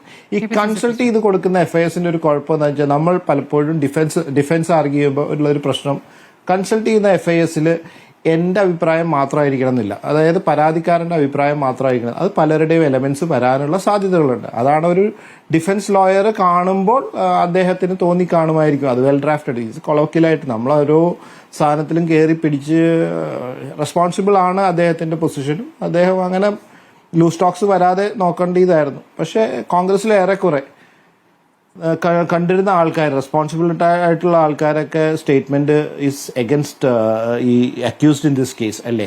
അയാൾക്കെതിരെയാണ്, അക്യൂസ്ഡിന് എതിരെ തന്നെയാണ് സ്റ്റേറ്റ്മെന്റ്സ് പോയിരിക്കുന്നത്, ആക്ഷൻ പോയിരിക്കുന്നത്. I don't think he will come back to Congress പാർട്ടിയിലേക്ക് തിരിച്ചു വരാനുള്ള ഒരു സാധ്യത. അക്യൂസ്ഡ് ആവട്ടെ, അദ്ദേഹത്തിനെ കൺവിക്ട് ചെയ്യട്ടെ, കൺവിക്ട് ചെയ്യാതിരിക്കട്ടെ, എന്നാൽ പോലും തിരിച്ചു വരുന്നത് സത്യത്തിൽ കോൺഗ്രസിന് ഒരു ഡേഞ്ചർ ആയിരിക്കും. എത്ര നല്ല കോൺഗ്രസ്സുകാരോട് സംസാരിക്കുമ്പോൾ പറയുന്നത് വളരെ നല്ല സംഘാടകനാണ് എന്നുള്ളതാണ് പറയുന്നത്. എത്ര നല്ല സംഘാടകനാണെങ്കിലും അതൊന്നുമല്ല സോഷ്യൽ സർവീസ്. ആ സംഘാടനം എത്തി നിൽക്കുന്ന ദൃശ്യങ്ങളാണ് നമ്മൾ ഇന്ന് കണ്ടത് പാലക്കാട് നിന്നും. വിയർ അനൂപ്, ഇപ്പോൾ രാഹുൽ മാങ്കൂട്ടത്തിൽ വോട്ട് ചെയ്യാൻ വരുന്നു. വോട്ട് ചെയ്യാനുള്ള അവകാശം എല്ലാവർക്കും ഉണ്ട് എന്ന രൂപത്തിൽ അതിനെ കാണാം. പക്ഷേ നിങ്ങളെ പ്രതിരോധത്തിലാക്കിക്കൊണ്ട് വോട്ടെടുപ്പ് സമയം കഴിയുന്നതിന്റെ അവസാന മണിക്കൂറിൽ അദ്ദേഹം എത്തുന്ന ഒറ്റയ്ക്കല്ലെന്നേ. നിങ്ങൾ പുറത്താക്കിയ കോൺഗ്രസിൽ നിന്ന്, പാർട്ടിയിൽ നിന്ന് പുറത്താക്കിയ നേതാവിന് ആരൊക്കെയാണ് കൂട്ടായി അവിടെ പോയിട്ടുള്ളത്? യൂത്ത് കോൺഗ്രസിലെ അവിടുത്തെ നേതാക്കൾ, KSUയിലെ അവിടുത്തെ നേതാക്കൾ. അപ്പോൾ ഇപ്പോഴും അണികളുമായി ചേർന്ന്, അല്ലെങ്കിൽ പാർട്ടി പ്രവർത്തകരുമായി ചേർന്ന് തന്നെ മുന്നോട്ട് പോവുകയാണ്. ആ ആത്മവിശ്വാസം കണ്ടല്ലോ. ആരെയാണ് വെല്ലുവിളിക്കുന്നത്? ഇത് ഭരണപക്ഷത്തെയോ സർക്കാരിനെ അല്ല രാഹുൽ മാങ്കൂട്ടത്തിൽ വെല്ലുവിളിക്കുന്നത്. അത് നിങ്ങൾക്ക് നേർക്കാണ്. അത് നിങ്ങൾ തിരിച്ചറിയുന്നുണ്ടോ? അല്ല, അതിലേക്ക് ഞാൻ വരാം സ്മൃതി. തീർച്ചയായും അത്തരം കാര്യങ്ങളോട് ഞാൻ പ്രതികരിക്കും. ഇവിടെ ഒരു മാധ്യമ പ്രവർത്തക എന്നുള്ള നിലയിലും സ്ത്രീ എന്നുള്ള നിലയിലും സ്മൃതി നടത്തുന്ന വിമർശനങ്ങൾ, അതുപോലെ സിവിൽ സൊസൈറ്റിയുടെ ഭാഗമായി കാരശ്ശേരി മാഷയെ പോലൊരാൾ നടത്തുന്ന വിമർശനങ്ങൾ, അതിനൊക്കെ ഞങ്ങൾ ഉൾക്കൊള്ളുകയും സാംശീകരിക്കുകയും ചെയ്യും. പക്ഷേ CPM-ന്റെ പ്രതിനിധി പറഞ്ഞ കാര്യങ്ങൾക്ക് മറുപടി പറയാതെ ചർച്ചയിൽ നിന്ന് പോകാൻ കഴിയില്ലല്ലോ. അദ്ദേഹം വളരെ ആധികാരികമായിട്ട് പറയുകയാണേ, ദേശാഭിമാനി പത്രം അവരെ പുകഴ്ത്തി മുഖപ്രസംഗം എഴുതില്ല എന്ന്. ഏത് ദേശാഭിമാനി? ആന്തൂരിലെ സാധനത്തെക്കുറിച്ച് സ്മൃതിക്ക് ഓർമ്മയില്ലേ? ഇവരുടെ പാർട്ടിക്കാരനായിരുന്ന, പാർട്ടി ബന്ധുവായിരുന്ന, പാർട്ടിക്ക് സംഭാവനകൾ കൊടുത്തിരുന്ന ആന്തൂർ സാജൻ ഇവരുടെ തന്നെ കെടുകാര്യസ്ഥതയുടെ ഇരയായി ആത്മഹത്യ ചെയ്തപ്പോൾ അദ്ദേഹത്തിന്റെ ഭാര്യയെക്കുറിച്ച് അപവാദപരമായ ദുസ്സൂചനകൾ നൽകി മരിച്ച ആളെയും കുടുംബത്തെയും വീണ്ടും കൊല്ലാക്കൊല ചെയ്ത ദേശാഭിമാനിയെ കുറിച്ച് ഇദ്ദേഹം പറഞ്ഞ് ഞാൻ കേട്ടിരിക്കണോ? ഇവിടെ കൃത്യമാണെന്ന്. CPM-ന്റെ ഇരട്ടത്താപ്പാണ്.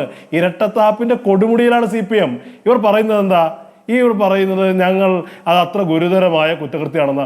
ഗുരുതരമാണ് എന്ന് പറഞ്ഞാൽ നിങ്ങൾക്ക് ആലോചിക്കാൻ കഴിയുന്നതിലും ഗുരുതരമാണ്. സർക്കാരിന്റെ ബിസിനസ് നടത്തിയ ആളാണെന്നേ. സർക്കാരിന്റെ ഭാഗമായി സർക്കാരിന് വേണ്ടി ചലച്ചിത്ര സ്ക്രീനിങ് നടത്തിയ, അതിന് ഉത്തരവാദിത്തപ്പെട്ട ഒരാൾ സർക്കാർ നടപടിക്രമങ്ങൾ ചെയ്യുമ്പോൾ അതിന്റെ ഭാഗമായി സർക്കാർ പദവി ഉപയോഗിച്ച് നടത്തിയ കൃത്യമാണ്, ക്രൈമാണ്, കുറ്റകൃത്യമാണ്. നിങ്ങൾ ചോദിക്കുന്നുണ്ടല്ലോ, നിങ്ങളത് ചോദിച്ചത് ഞാനത് പോസിറ്റീവായി എടുക്കുന്നു. കോടതി വിധി ഉണ്ടായിരുന്നെങ്കിൽ രാഹുൽ മാങ്കൂട്ടത്തിലിനെ പുറത്താക്കുമായിരുന്നു എന്നുള്ള ചോദ്യം ചോദിക്കാനുള്ള അവകാശം സ്മൃതിക്കുന്നുണ്ട്. പക്ഷേ ഞാനൊന്ന് CPM-നോട് ചോദിക്കട്ടെ, രാഹുലിന്റെ കേസ് ഇല്ലായിരുന്നെങ്കിൽ PT കുഞ്ഞുമുഹമ്മദിന്റെ കാര്യത്തിൽ ഇപ്പോൾ പോലും എടുത്ത നിലപാട് നമുക്കറിയാം. കേവലം ഒരു FIR ഇടുന്നതിലേക്ക് എത്തിയിട്ടുള്ളൂ. അതുപോലും ഉണ്ടാകുമായിരുന്നോ? ഇവിടെ കാരശ്ശേരി മാഷ് തന്നെ കൃത്യമായി പറഞ്ഞു കഴിഞ്ഞു. CPM ഇതിൽ എടുക്കുന്ന നിലപാടെന്ന് പറയുന്നത് ധാർമ്മികമല്ല എന്നുള്ളത് ആർക്കറിയാത്തത്? ഇവിടെ മുഖ്യമന്ത്രിയുടെ ഓഫീസ്, ഇത്തരം കേസുകൾ കൈകാര്യം ചെയ്യുന്ന ആഭ്യന്തരമന്ത്രിയുടെ ഓഫീസ് അടക്കം പരാതികൾ കൈകാര്യം ചെയ്യേണ്ട P ശശി ഉൾപ്പെടെയുള്ള കാര്യങ്ങളിലേക്ക് ഞാൻ വീണ്ടും പോകുന്നില്ലെന്നേ. പിന്നെ ഒരു കാര്യം ഞാൻ ആവർത്തിച്ച് പറയാണ്, ഇവിടെ തുടക്കം മുതൽ ഈ ചർച്ചയുടെ തന്നെ ഒരു പ്രധാന വിഷയം എന്ന് പറയുന്നത് എന്താ? KPCC പ്രസിഡന്റ് പറയുന്നു വെൽ ഡ്രാഫ്റ്റഡ് ആയ കംപ്ലൈന്റ് ആണ്. പ്രതിപക്ഷ നേതാവ് പറയുന്നു വെൽ ഡ്രാഫ്റ്റഡ് കംപ്ലൈന്റ് ആയാൽ എന്താ കുഴപ്പം? അത് രണ്ടും സത്യമല്ലേ? ഒരു അഭിഭാഷകൻ എന്നുള്ളതിൽ അദ്ദേഹം പറയുന്നു വെൽ ഡ്രാഫ്റ്റഡ് ആണെന്ന്.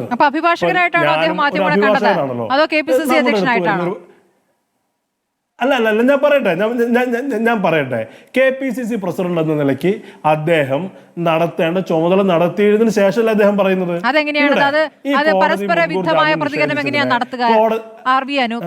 നിങ്ങൾ നല്ല രൂപത്തിൽ ക്ലാരിറ്റി വരുത്തിയ ഒരു കാര്യത്തിൽ വീണ്ടും സംശയം തോന്നുന്ന തരത്തിലുള്ള പ്രതികരണം അദ്ദേഹം നടത്തിയിട്ടില്ല എന്ന് കരുതാൻ പറ്റുമോ? കേൾക്കുന്നവർക്ക് അങ്ങനെയല്ല തോന്നുന്നു. ഒരിക്കലും അല്ല സ്മൃതി, ഞാനത് വിശദീകരിക്കാം. എനിക്ക് അങ്ങ് സമയം തരികയാണെങ്കിൽ, എൻ്റെ സംസാരത്തിനിടയ്ക്ക് അങ്ങ് ഇടപെടുന്നില്ല എന്ന് ഉറപ്പാക്കുകയാണെങ്കിൽ ഞാൻ പറയാം. ഇവിടെ മുൻ നിലപാടിന് റദ്ദ് ചെയ്തുകൊണ്ടല്ലെന്നേ KPCC പ്രസിഡന്റ് സംസാരിച്ചത്. ഇപ്പോൾ ഈ കോടതി ഒരിക്കലും രാഹുൽ മാങ്കൂട്ടത്തിന് അനുകൂലമാണെന്ന് പറയാൻ കഴിയുമോ? ആദ്യ കേസിൽ രാഹുലിന് മുൻകൂർ ജാമ്യം നിഷേധിച്ച അതേ കോടതി തന്നെയാണല്ലോ ഈ കേസിന് ചെയ്തത്. കോടതി ഉയർത്തിയ ചില കാര്യങ്ങളുണ്ട്. അപ്പോൾ അത് കോടതി രാഹുലിന് അനുകൂലമായി നിലപാട് സ്വീകരിക്കുന്ന ഒന്നാണെന്ന് പറയാൻ കഴിയുമോ? അപ്പോൾ KPCC പ്രസിഡന്റ് ആദ്യഘട്ടത്തിൽ തന്നെ പാർട്ടി പ്രസിഡന്റ് എന്നുള്ള നിലയ്ക്ക് എടുക്കേണ്ട നിലപാട് സ്വീകരിച്ചു. അതിനുശേഷം അദ്ദേഹം പറഞ്ഞത് എന്താ? അദ്ദേഹം പറഞ്ഞത് ഇതിനകത്തുള്ള സാങ്കേതികമായ കാര്യങ്ങളെ കുറിച്ച് പറഞ്ഞു. പ്രതിപക്ഷ നേതാവ് KPCC പ്രസിഡന്റിനെതിരെ പറഞ്ഞിട്ടില്ല. അദ്ദേഹം ചോദിച്ചത് എന്താ? അതിജീവിതയ്ക്ക് നിയമസഹായം ചോദിച്ചാൽ, ഇപ്പൊ നമ്മളുടെ അടുത്ത് ഒരു സ്ത്രീ പരാതിയുമായി വന്നാൽ ഒരു അഭിഭാഷകൻ എന്നുള്ള രീതിയിൽ ഞാനത് നന്നായി ഡ്രാഫ്റ്റ് ചെയ്യും. ഈ സെക്ഷൻസ് അട്രാക്ട് ചെയ്യാൻ ശ്രമിക്കും. ഈ സെക്ഷൻസ് നിൽക്കുന്ന തരത്തിലത് പറയാൻ ശ്രമിക്കും. അതിലെന്താണ് പ്രശ്നം എന്നാണ് പ്രതിപക്ഷ നേതാവ് ചോദിച്ചത്.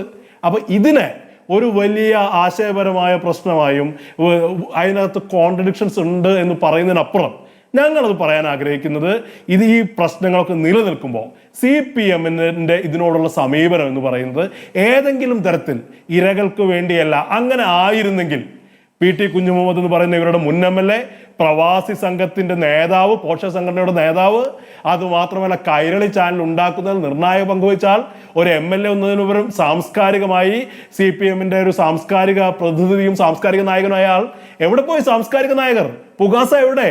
ഇടതുപക്ഷത്തിൽ ഒപ്പിടുന്ന ആളുകൾ എവിടെ? ഇതൊക്കെ കൃത്യമല്ലേ? ചോദ്യങ്ങൾ വളരെ കൃത്യമല്ലേ? അപ്പൊ ഈ ഇരട്ടത്താപ്പിന് ഞങ്ങൾ ചോദ്യം ചെയ്യുന്നേ, ഇവരെ സംബന്ധിച്ച് ഇപ്പൊ രാഹുൽ മാങ്കൂട്ടത്തിന്റെ പ്രശ്നം എന്ന് പറയുന്നത് CPM-ന്റെ സ്ത്രീപക്ഷ നിലപാട് ഉരച്ചു നോക്കുന്ന സമീപനമല്ല, മറിച്ച് CPM അഭിമുഖീകരിക്കുന്ന ആന്തരിക വൈരുദ്ധ്യങ്ങൾ, ഈ ഗവൺമെന്റ് നേരിടുന്ന പ്രശ്നങ്ങൾ, അതിനൊക്കെ മറച്ചു വെക്കാനാ.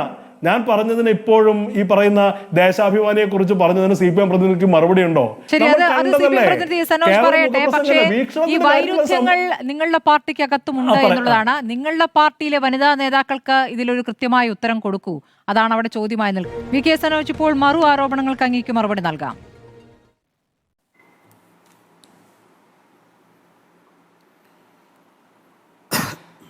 അല്ല, ഇവിടെ UDFന്റെ പ്രതിനിധി പറഞ്ഞത്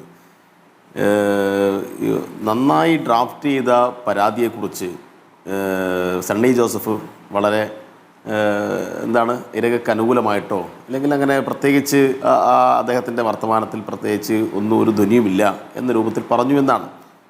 യഥാർത്ഥത്തിൽ എന്തിനാണ് അത് നന്നായി ഡ്രാഫ്റ്റ് ചെയ്ത പരാതിയാണ് എന്ന് പറഞ്ഞത്? എന്തിനായിരിക്കും? സ്വാഭാവികമായിട്ടും അത് രാഹുൽ മാങ്കൂട്ടത്തിനെ സംരക്ഷിക്കാൻ വേണ്ടിയിട്ടാണ് എന്നത് ഇന്ദിരാഭവനിലെ ജീവനക്കാർക്കൊഴികെ ബാക്കി എല്ലാവർക്കും അറിയാവുന്ന കാര്യമാണല്ലോ. അപ്പോൾ ഇന്ദിരാഭവനിലെ ആളുകൾക്ക് ചിലപ്പോൾ അതങ്ങനെ വിശ്വസിക്കേണ്ടി വരും. പക്ഷേ അനൂപിനെപ്പോലുള്ള ആളുകൾ പറയുമ്പോൾ നിങ്ങൾ പറയുന്നത് നാട്ടുകാർ മൊത്തം വിശ്വസിക്കുമെന്ന് കരുതേണ്ടതില്ല. അപ്പോൾ സണ്ണി ജോസഫ് വളരെ കൃത്യമായിട്ട് ആ ഇരയെ മോശമായി ചിത്രീകരിച്ചു. ആ ഇര ആരുടെയോ കയ്യിലെ പാവയാണ് എന്ന് വരുത്തി തീർത്തു. ആ ഇരയെ കൊണ്ട് അങ്ങനെ ഒരു പരാതി, അത് കള്ളപ്പരാതി കൊടുപ്പിച്ചു എന്ന അർത്ഥത്തിലാണ് അദ്ദേഹം പറഞ്ഞത്. അപ്പോൾ അതിനോട് VD സതീശന് യോജിപ്പില്ല എന്ന അർത്ഥത്തിലായിരിക്കും VD സതീശൻ പറഞ്ഞിട്ടുണ്ടാവുക എന്നാണ് കരുതുക. സ്വാഭാവികമായിട്ടും ഇതെല്ലാം കേൾക്കുന്ന ആളുകൾ ഇവർക്കെല്ലാം ഇടയിൽ ഇപ്പോൾ രൂപപ്പെട്ട പ്രശ്നം എന്ന് പറഞ്ഞാൽ അടുത്ത നിയമസഭാ തെരഞ്ഞെടുപ്പ് വരാൻ വേണ്ടി പോവുകയാണ്. അപ്പോൾ മുഖ്യമന്ത്രി സ്ഥാനാർത്ഥിയായിട്ട് KPCC പ്രസിഡന്റായിട്ടുള്ള ഞാനല്ലേ വരേണ്ടത് എന്ന് സണ്ണി ജോസഫിന് തോന്നുന്നുണ്ട്. ഇനി അതല്ല പ്രതിപക്ഷ നേതാവായിട്ട് ഞാനാണ് വരേണ്ടത് എന്ന് ഇയാൾക്ക് തോന്നുന്നുണ്ട്, നമ്മുടെ VD സതീശന് തോന്നുന്നുണ്ട്. മുൻ പ്രതിപക്ഷ നേതാവ് അപ്പുറത്ത് കിടക്കുന്നുണ്ട്, മറ്റേ AICCയുടെ അഖിലേന്ത്യാ ജനറൽ സെക്രട്ടറി അപ്പുറത്ത് കിടക്കുന്നുണ്ട്, സുധാകരൻ ഇപ്പുറത്ത് കിടക്കുന്നുണ്ട്. ആകെ ഇവർക്കിടയിൽ പല വിഷയങ്ങൾ സംബന്ധിച്ചും വലിയ അഭിപ്രായ പ്രശ്നങ്ങളും നേതൃത്വമില്ലായ്മയുടെ പ്രശ്നങ്ങളും എല്ലാം കണ്ടുകൊണ്ടിരിക്കുകയാണ്. അപ്പോൾ ഇതെല്ലാം വളരെ നിർദോഷകരമായി സണ്ണി ജോസഫ് അങ്ങനെ പറഞ്ഞു, മറ്റേയാൾ ഇങ്ങനെ പറഞ്ഞു, ഇതെല്ലാം പറഞ്ഞതെല്ലാം ഒന്നാണ് എന്ന് അങ്ങ് സമർത്ഥിച്ചാൽ അതെല്ലാം ശരിയല്ലേ എന്ന് കേൾക്കുന്ന ആൾ ധരിക്കും എന്ന് ഒരു തെറ്റിദ്ധാരണ നിങ്ങൾക്ക് വേണ്ടതില്ല. അപ്പോൾ എന്താണ് ഉദ്ദേശിക്കുന്നതെന്നൊക്കെ ഇവിടെ കൃത്യമായിട്ട് നമുക്ക് മനസ്സിലാവും. പിന്നെ ഇവിടെ കുറേ ആരോപണങ്ങൾ ഉന്നയിക്കുകയാണ്. ഈ ചർച്ചയിൽ സ്മൃതി ഉൾപ്പെടെയുള്ള പറയാൻ വേണ്ടി ശ്രമിക്കുന്നത് എന്താണ്? മുഖ്യമന്ത്രിയുടെ മുന്നിലേക്ക് ഒരു പരാതി വരുന്നു. ആ പരാതി തേച്ച് മായ്ച്ച് കളയാൻ വേണ്ടിയിട്ട് മുഖ്യമന്ത്രിയും ഈ സംസ്ഥാന ഗവൺമെൻറ്റും കൂട്ടുനിന്നു. അപ്പോൾ അപ്പുറത്ത് ഒരു പരാതി കിട്ടിയപ്പോൾ ആ പരാതി വളരെ പെട്ടെന്നെടുത്ത് ആ പാവം രാഹുൽ മാങ്കൂട്ടത്തിനെ 10-15 ദിവസം നാട് കടത്തിക്കളഞ്ഞു. അദ്ദേഹത്തിന് കഷ്ടപ്പെട്ട് ഒളിവിൽ പോവേണ്ടി വന്നു. ഇതെന്തൊരു ഭരണമാണ് എന്നാണ് നിങ്ങൾ പറഞ്ഞത്. മുഖ്യമന്ത്രിക്ക് കിട്ടിയിട്ടുള്ള പരാതി പറയട്ടെ, അതിനേക്കാൾ കൂടുതൽ ദിവസം കഴിഞ്ഞിട്ടൊക്കെ പ്രതികളെ പിടിച്ചിട്ടുണ്ട്, പിന്നീട് പല വിധത്തിൽ ശിക്ഷയ്ക്ക് വിധേയമായിട്ടുണ്ട്. അതൊക്കെ അവിടെ കിടക്കട്ടെ. പോലീസ് അന്വേഷിക്കാത്ത കേരളത്തിൽ വളരെ മോശം പോലീസാണ് നിങ്ങൾ ധരിക്കേണ്ടതില്ല. അതൊക്കെ അതിൻ്റെ വഴിയിൽ നടക്കും. ഇപ്പോൾ ഇവിടെ മുഖ്യമന്ത്രിക്ക് കിട്ടിയിട്ടുള്ള പരാതി മുഖ്യമന്ത്രി കൈമാറാതെ എന്തോ മാറ്റിവെച്ചു എന്നൊക്കെയാണ് നിങ്ങൾ പറയുന്നത്. മുഖ്യമന്ത്രി കിട്ടിയ തുടക്കത്തിൽ ഞാൻ പറഞ്ഞു മുഖ്യമന്ത്രി കിട്ടിയ പരാതി മുഖ്യമന്ത്രി അപ്പം തന്നെ പോലീസിനെ ഏൽപ്പിച്ചിട്ടുണ്ട്. പോലീസ് അതിൻ്റെ സ്വാഭാവിക നടപടിക്രമം എന്ന നിലയിൽ FIR രജിസ്റ്റർ ചെയ്തതിന് മുന്നേ അന്വേഷിക്കാൻ ആവശ്യമായ നിലപാട് സ്വീകരിച്ചു. FIR ഇട്ടു. ആ കേസ് മുന്നോട്ട് പോവുകയാണ്. ഞങ്ങൾ ആര് സംരക്ഷിച്ചു അദ്ദേഹത്തെ? ഞങ്ങൾ എന്തെങ്കിലും ഒരു വാക്കുകൊണ്ട് എന്തെങ്കിലും തരത്തിലുള്ള ഇടപെടൽ കൊണ്ട് ആ ഇരയെ ആക്ഷേപിച്ചോ? PT കുഞ്ഞമ്മനെതിരെ കൊടുത്ത പരാതി വെൽ ഡ്രാഫ്റ്റഡ് ആണ് എന്ന് പറഞ്ഞോ? അത് വലതുപക്ഷത്തിൻ്റെ ക്യാമ്പിൽ രാഹുൽ മാങ്കൂട്ടത്തിനെ സംരക്ഷിക്കാൻ വേണ്ടിയിട്ട് ഒരുക്കിയിട്ടുള്ള ഒരു കെണിയാണ് എന്ന് ഞങ്ങൾ പറഞ്ഞോ? ഞങ്ങളുടെ പാർട്ടിക്ക് നേരെ ഉണ്ടാക്കിയ ഒരു കെണിയാണ് എന്ന് മറ്റേ സണ്ണി ജോസഫ് പറഞ്ഞല്ലോ. അതുപോലെ ഞങ്ങളുടെ ആരെങ്കിലും പറഞ്ഞോ? ഞങ്ങളങ്ങനെ പറയില്ല. ഞങ്ങളങ്ങനെ പറയുന്ന പാർട്ടിയല്ല. മുഖ്യമന്ത്രിയുടെ മുന്നിൽ വന്നിട്ടുള്ള പരാതി കൃത്യമായും അത് പോലീസിന് കൈമാറി അന്വേഷണം നടക്കുന്നു. അതിന്മേൽ ഒരു ഇടപെടലും ഞങ്ങളുടെ ഭാഗത്ത് ഉണ്ടാവുന്ന പ്രശ്നമില്ല. പിന്നെ നിങ്ങൾ പഴയ കുറെ കേസ് എടുക്കുകയാണ്, ഞാനും കുറെ കേസ് കൊണ്ടുവരും. പഴയ കുറെ കേസൊക്കെ ആണെങ്കിൽ നിങ്ങൾ പറഞ്ഞല്ലോ മറ്റേ കേസൊക്കെ എന്തായി? ആ കേസൊക്കെ ഇപ്പൊ ആന്തൂരെ കാര്യം നിങ്ങൾ പറഞ്ഞല്ലോ. ആന്തൂരിലെ നിങ്ങൾ കുറ്റക്കാരിയാന്ന് ചിത്രീകരിച്ചിട്ട് കുറെ ആളുകൾ നിങ്ങൾ വേട്ടയാടില്ലോ. കുറെ ദിവസം വാർത്ത വായിച്ചല്ലോ. കുറെ ദിവസം UDFന്റെ ക്യാമ്പിൽ നിന്ന് ആളുകൾ പലതും വിളിച്ചു പറഞ്ഞല്ലോ. ആ കേസൊക്കെ ഇപ്പൊ കോൺഗ്രസിന്റെ വക്താവ് ആ കേസിനെ കുറിച്ച് അന്വേഷിക്കണം. കോൺഗ്രസിന്റെ വക്താവ് അതിനെ കുറിച്ച് അന്വേഷിക്കണം. അത് ന്യായീകരിക്കുന്നുണ്ടോ ഇപ്പോൾ? കോൺഗ്രസിന്റെ വക്താവ് ബന്ധപ്പെട്ട കേസിന്റെ അവസാനത്തെ നില എന്താണ് എന്നുകൂടി വിശദീകരിക്കൂ. ഞങ്ങൾ ഒരു കാര്യത്തെയും ന്യായീകരിക്കുന്നില്ല. പക്ഷെ വീക്ഷണത്തിന്റെ കാര്യത്തിൽ ഈ അങ്ങേയറ്റം അനുകൂലമായ നിലപാട് അവർ സ്വീകരിച്ചപ്പോൾ VD സതീശൻ എന്താ പറഞ്ഞത്? ആ വീക്ഷണത്തിന്റെ എഴുതി ആളോട് പോയി ചോദിക്കണം എന്നല്ലേ പറഞ്ഞത്? വീക്ഷണം പത്രം എന്ന് പറഞ്ഞാൽ കോൺഗ്രസിന്റെ മുഖപത്രമാണ്. ആ മുഖപത്രത്തിലാണ് ഈ വീക്ഷണത്തിന്റെ MP അത് പരിശോധിക്കുമെന്ന് ഒരാളെ പറഞ്ഞു. ന്യായീകരിച്ചിട്ടില്ല. വീക്ഷണത്തിന്റെ MP അത് പരിശോധിക്കുമെന്ന് പറഞ്ഞു. ദേശാഭിമാനി ദേശാഭിമാനി BJP പദ്ധതിനെ നിങ്ങൾ ഇപ്പോൾ അത് തള്ളിക്കളയുന്നുണ്ടോ? അതങ്ങനെ ചെയ്യരുതെന്ന് പറയുന്നുണ്ടോ? പറയട്ടെ ഞാൻ പറയട്ടെ, ഒരു ഇരയെയും ഒരു തരത്തിലും ആക്ഷേപിക്കുന്ന നിലപാട് ഞങ്ങളെ സംബന്ധിച്ചിടത്തോളം ഇല്ല. അങ്ങനെ എവിടെയും ന്യായീകരിക്കുന്ന പ്രശ്നങ്ങളെ സംബന്ധിച്ചിടത്തോളം ഇല്ല. പക്ഷെ അവിടെ എന്താ അവിടെ ഞാൻ പറയട്ടെ, അതൊക്കെ കോടതിയിൽ കേസ് വന്നല്ലോ. കോടതി എന്താണ് ആ കാര്യത്തിൽ എടുത്ത കാര്യങ്ങൾ? നിങ്ങൾ എന്തായിരുന്നു ഇവിടെ കൊണ്ടുവന്നത്? അയാളെ ആത്മഹത്യയിലേക്ക് പറയട്ടെ ഞാൻ അതിന്റെ വിശദാംശങ്ങൾ. അയാളെ ആത്മഹത്യയിലേക്ക് നയിക്കാൻ അവിടെയുള്ള നഗരസഭ, അതിന്റെ ഭരണാധികാരികൾ അദ്ദേഹത്തിന് ക്രമവിരുദ്ധമായി നിയമവിരുദ്ധമായിട്ട് അദ്ദേഹത്തിന് കൊടുത്തിട്ടുള്ള പല കാര്യങ്ങളും അനുവാദം കൊടുക്കാതെ മാറ്റിവെച്ചു, അയാളെ പീഡിപ്പിച്ചു, കൊന്നു എന്നൊക്കെയല്ലേ നിങ്ങൾ പ്രചരിപ്പിച്ചത്? അതിന്മേലായിരുന്നല്ലോ ഈ ചർച്ചയാകെ നടത്തിയത്.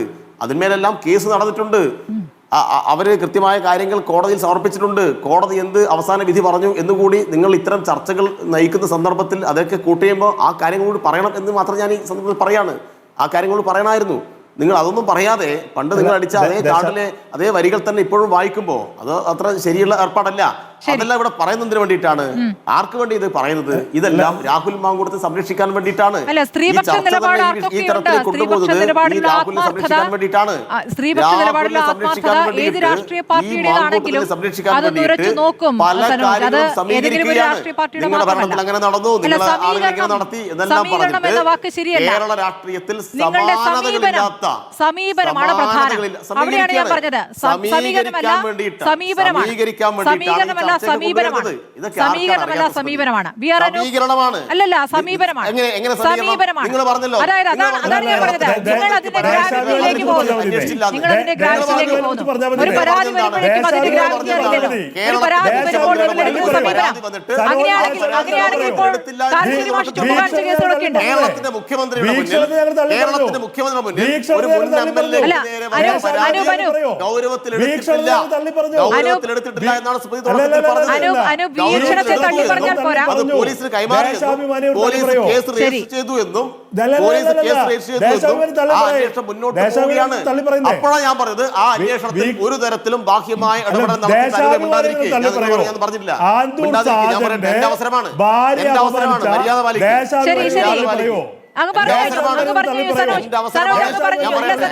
സമയം കഴിഞ്ഞു. സനോജ് പറഞ്ഞു കഴിഞ്ഞു. അനൂപ് മറുപടി നൽകും. തള്ളി പറയ് സനോജ്, തള്ളി പറയ്. അല്ല, അനൂപ് മറുപടി നൽകും. അതായത് വീക്ഷണം MD അത് പരിശോധിക്കുമെന്ന് പറഞ്ഞു.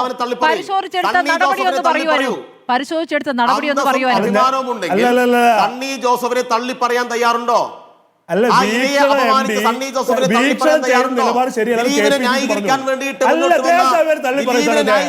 ദേശാഭിമാനിയെ നിങ്ങൾ എഡിറ്റോറിയലിനെ കുറിച്ചല്ല പറയുന്നത്. പറഞ്ഞോ? പറഞ്ഞിട്ടുണ്ടോ? അടൂർ പ്രകാശ് പറഞ്ഞു, സുരേന്ദ്രൻ എവിടെ തള്ളി പറഞ്ഞു? സൂര്യനെല്ലിയിലെ പെൺകുട്ടിയെ വളരെ മോശമായി ചിത്രീകരിച്ച നേതാവ് സുധാകരനുണ്ടല്ലോ. അടൂർ പ്രകാശ് തള്ളി പറയൂ. അടൂർ പ്രകാശ് തള്ളി പറയൂ. നടത്തിയിട്ട് പരാതി എന്ന് പറഞ്ഞ നിങ്ങളുടെ സംസ്ഥാന അധ്യക്ഷനുണ്ടല്ലോ സണ്ണി ജോസഫ്, അയാളെ തള്ളി പറയൂ. തള്ളിപ്പറയൽ KPCC ഓഫീസിൽ പോയിട്ട് അവിടെ നടത്ത്, എന്നിട്ട് ഇങ്ങോട്ട് പറഞ്ഞാൽ മതി.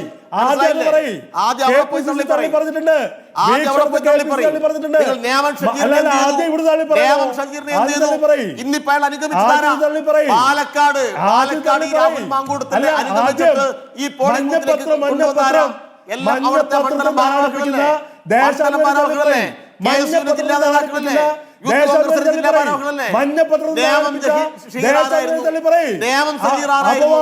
നിയമസഭയിലേക്ക് രാഹുൽ മാങ്കൂട്ടത്തിലെ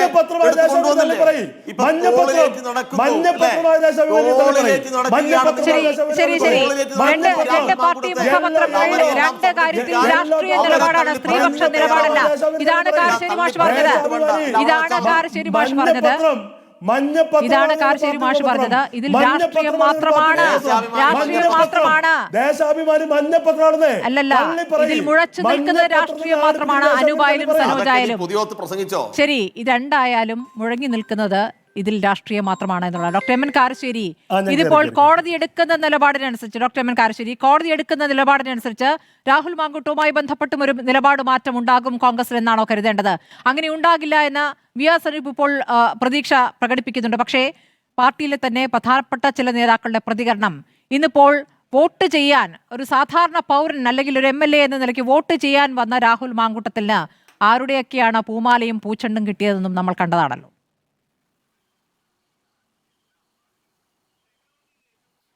സ്മൃതി, ഞാൻ ഇതിന് മറുപടി പറയുന്നതിന് മുമ്പ് നേരത്തെ ഞാൻ സംസാരിച്ചു കഴിഞ്ഞപ്പോൾ സംസാരിച്ച സുഹൃത്ത് പറഞ്ഞ ഒരു കാര്യത്തിന് ഒരു വാക്ക് മറുപടി പറയാനുണ്ട് എനിക്ക്. കേരളത്തിലെ കോടതികളൊക്കെ സ്ത്രീവിരുദ്ധമായി ആരാത് രഞ്ജിത്ത് മാരാർ മാഷേ, അഡ്വക്കേറ്റ് രഞ്ജിത്ത് മാരാർ അദ്ദേഹം പറഞ്ഞത് ഞാനെന്തോ അവാസ്തവം പറഞ്ഞുകൊണ്ട് അദ്ദേഹം പറഞ്ഞത്. ഞാൻ കേരളത്തിലെ കോടതികളൊക്കെ സ്ത്രീവിരുദ്ധമായി വിധിന്യായം പുറപ്പെടുവിപ്പിക്കുന്നു എന്ന് പറഞ്ഞിട്ടേ ഇല്ല. ഞാൻ പറഞ്ഞ പ്രധാനപ്പെട്ട ഒരു ഉദാഹരണം ഹേമ കമ്മിറ്റി റിപ്പോർട്ടിൻ്റെ കാര്യമാണ്. ഹേമ കമ്മിറ്റി റിപ്പോർട്ടിൽ ഒരു നടപടി ഉണ്ടായിട്ടില്ല എന്നുള്ളത് സത്യമായ കാര്യമാണ്. അത് ഗവൺമെൻറ്റിന് ശ്രദ്ധയില്ല, പ്രതിപക്ഷത്തിന് ശ്രദ്ധയില്ല. പിന്നെ ഞാൻ വേറെ പറഞ്ഞ ഉദാഹരണങ്ങളൊക്കെ എൽദോസ് കുന്നപ്പള്ളി ഇപ്പോഴും MLA അല്ലേ, അല്ലെങ്കിൽ M. വിൻസെൻ്റ് MLA അല്ലേ, അല്ലെങ്കിൽ ഗണേഷ് കുമാർ സ്ത്രീവിരുദ്ധമായി പെരുമാറുകയും സ്ത്രീവിരുദ്ധമായി പ്രസ്താവന പുറപ്പെടുവിക്കുകയും ചെയ്യുന്ന ഗണേഷ് കുമാർ ഇപ്പോഴും മന്ത്രിയല്ലേ. ഞാൻ പറഞ്ഞ ഒരു അവാസ്തവുമില്ല. പിന്നെ ഇപ്പോൾ സ്മൃതി ചോദിച്ച ചോദ്യം, തീർച്ചയായിട്ടും കോൺഗ്രസിൻ്റെ യുവനര വിദ്യാർത്ഥി നേതാക്കന്മാരൊക്കെ ഇന്ന് പാർട്ടി പുറത്താക്കിയ എല്ലാ തരത്തിലും ആദ്യം സസ്പെൻഡ് ചെയ്തു, നിയമസഭാ കക്ഷിയിൽ നിന്ന് പുറത്താക്കി, പിന്നെ യൂത്ത് കോൺഗ്രസ് സ്ഥാനത്ത് നിന്ന് പ്രസിഡന്റ് സ്ഥാനത്ത് നിന്ന് പുറത്താക്കി, അത് കഴിഞ്ഞ് പാർട്ടിയിൽ നിന്ന് തന്നെ പുറത്താക്കി. അങ്ങനത്തെ ഒരാളെ ഈ തരത്തിൽ സ്വീകരിക്കുക എന്ന് പറഞ്ഞാൽ അവിടുത്തെ നേതൃത്വത്തിനും അനുയായികൾക്കും രണ്ട് നിലപാടാണെന്നാണ്. മാത്രമല്ല സ്ത്രീവിരുദ്ധമായി പെരുമാറുന്ന ഒരാൾ അംഗീകരിക്കപ്പെടേണ്ട ഒരാളാണ് എന്ന തരത്തിൽ സ്ത്രീവിരുദ്ധമായി കോൺഗ്രസിൻ്റെ യുവനിര വിദ്യാർത്ഥി വിഭാഗം പെരുമാറുന്നു. അത് അങ്ങേയറ്റം നാണക്കേടാണ്, യാതൊരു സംശയവുമില്ല. ശരി, രഞ്ജിത്ത് മാരാർ കൂട്ടിച്ചേർക്കാനുണ്ടെങ്കിൽ അദ്ദേഹം പറഞ്ഞതല്ല അങ്ങ് മനസ്സിലാക്കിയത്, പറഞ്ഞോളൂ. ഞാൻ പറഞ്ഞത് ആദ്യം പറയാനുള്ളത് ഞാൻ പറഞ്ഞു, ഇനി എനിക്കൊന്നും പറയാനില്ല. പിന്നെ ഈ ഹേമ കമ്മിറ്റി റിപ്പോർട്ടിന്റെ അദ്ദേഹം എല്ലാവർക്കും കൊടുക്കണം എന്നൊക്കെ പറഞ്ഞു. അത് കോടതി തന്നെ പറ്റില്ല. അവരുടെ റിപ്പോർട്ടിൽ what ever it is publicise ചെയ്യാൻ പറ്റില്ലാത്തത് ചെയ്യാൻ പറ്റില്ല, ബാക്കിയുള്ളത് പബ്ലിസൈസ് ചെയ്തോളാൻ പറഞ്ഞു. നമ്മൾ കുറേ അത് കേസൊക്കെ നടത്തിയതല്ലേ. കുറച്ച് ഭാഗം ജയിച്ചു, കുറച്ച് ഭാഗം തോറ്റു, അങ്ങനെ ഉണ്ടായിരുന്നതല്ലേ. കാരശ്ശേരി മാഷ് പറയുന്നത് വളരെ ലാർജർ പെർസ്പെക്റ്റീവിലാണെങ്കിൽ കൊള്ളാം. പിൻ പോയിന്റ് ചെയ്ത് കോടതിനെ ബ്ലെയിം ചെയ്യുമ്പോൾ വക്കീൽ എന്നുള്ള നിലയ്ക്ക് കേട്ടോണ്ടിരിക്കാൻ ഒരു ബുദ്ധിമുട്ടുണ്ട്. അതുകൊണ്ടിട്ടാണ് ഞാൻ റെസ്പോണ്ട് ചെയ്തിരിക്കുന്നത്. ഒന്നാമത് ഹേമ കമ്മിറ്റി റിപ്പോർട്ടിന്റെ അടിസ്ഥാനത്തിലുള്ള കേസും കൂട്ടവും ആയിരുന്നില്ല. ഹേമ കമ്മിറ്റി റിപ്പോർട്ട് ചർച്ച ചെയ്യുന്ന ഘട്ടത്തിൽ ചില പരാതിയുമായി വരികയും അത് കേസായി പോവുകയും ചിലതൊക്കെ തള്ളിപ്പോവുകയൊക്കെ ആയിരുന്നു സംഭവിച്ചത്. ഇനി ഹേമ കമ്മിറ്റി റിപ്പോർട്ടിലെ കാര്യങ്ങളൊക്കെ പുറത്തുവിടണമെന്നല്ല, ഹേമ കമ്മിറ്റി റിപ്പോർട്ടിൽ അടയിരിക്കുകയായിരുന്നു എന്നുള്ളതാണ്. 2019 റിപ്പോർട്ട് കൊടുത്തത്. പിന്നീട് അതിന്മേൽ ആവശ്യമുയരുകയും ശക്തമായി പ്രതികരിക്കുകയൊക്കെ ചെയ്ത ശേഷമാണ് നടപടികളിലേക്ക് കടന്നിട്ടുള്ളത്. അത്രയെങ്കിലും നല്ലത്. ശരിയാണ്, അതിലൊന്നും സംശയം വേണ്ട. അതെല്ലാം നമ്മളും കണ്ടസ്റ്റ് ചെയ്തതാണ്. ഞാനും അതിലൊരു സ്റ്റേറ്റ്മെന്റ് കൊടുത്തൊരു ലേഡിക്ക് വേണ്ടിയിട്ട് ഞാനും കണ്ടസ്റ്റ് ചെയ്തതാണ്. കറക്റ്റാണ്, അതിലൊന്നും ഇതില്ല. പക്ഷെ കോടതി എല്ലാം മോശമാണ്. ഇപ്പൊ ഈ ജഡ്ജ്മെന്റ് ഇങ്ങനെ വന്നു, എല്ലാവരും എഗൻസ്റ്റ് ആണെന്നൊക്കെ പറയുന്നതിൽ there are false cases also. We have to accept the വേൾഡിന്റെ റിയാലിറ്റി നമ്മൾ മനസ്സിലാക്കണം, പ്രാക്ടിക്കൽ ആയിട്ട് നമ്മൾ മനസ്സിലാക്കണം. ഫോൾസ് കേസസ് വരുന്നുണ്ട് എന്നുള്ളതിൽ സംശയമൊന്നും വേണ്ട. ആ ഫോൾസ് കേസസ് പോവും, പിന്നെ ഇൻവെസ്റ്റിഗേഷൻ ചിലപ്പോൾ മോശമായിട്ട് നടക്കും. കോടതിയും ഹാൻഡ്സ് ടൈഡ് ആണ്. നമ്മൾ എല്ലാവരെയും ഒരു അടച്ചാക്ഷേപിക്കുന്നതിൽ അർത്ഥമില്ല. അദ്ദേഹത്തിന്റെ ഉദ്ദേശശുദ്ധി ഞാനും ഉൾക്കൊള്ളുന്നുണ്ട്. അങ്ങനെ തന്നെ വരണം എന്നുള്ളതാണ് എന്റെ ആഗ്രഹം.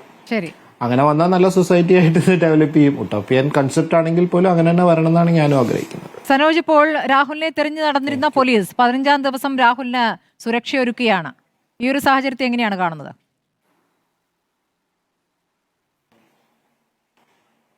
അല്ല, പോലീസ് നിയമപരമായിട്ടുള്ള സ്മൃതി ചെയ്യാൻ വേണ്ടി കഴിയൂ.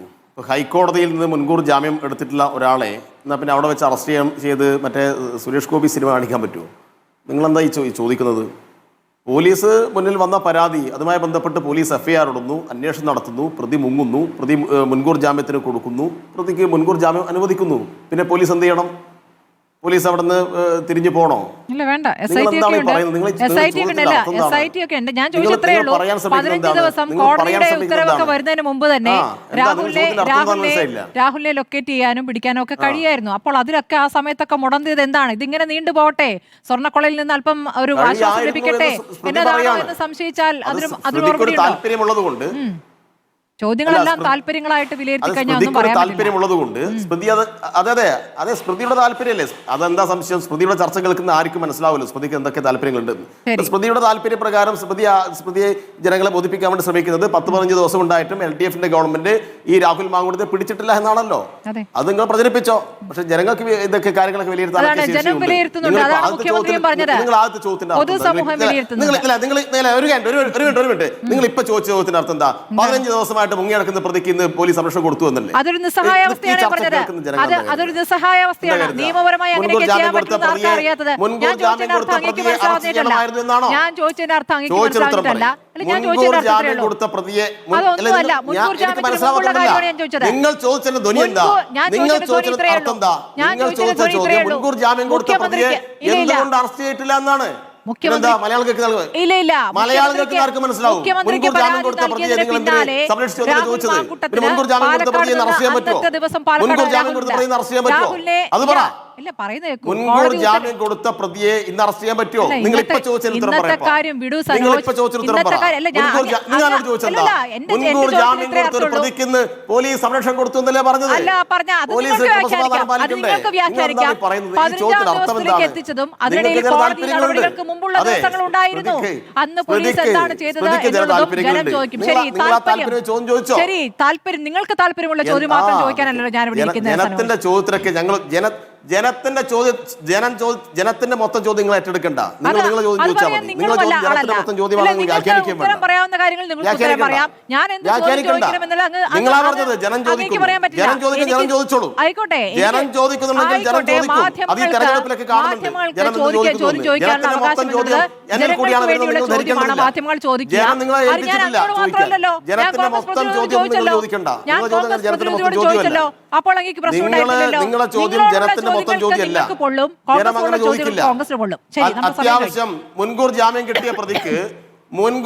കിട്ടിയ പ്രതിക്ക് പുറത്തിറങ്ങാൻ പറ്റുമെന്നൊക്കെ സാമാന്യ ബോധമൊക്കെ ജനത്തിനുണ്ട്, സ്മൃതിക്കില്ലെങ്കിലും. ശരി, ജനം എല്ലാം വിലയിരുത്തുന്നുണ്ട്. വളരെ നന്ദി. VK Sanoj, PR Anoop, advocate Ranjith Marar, doctor MN Karassery.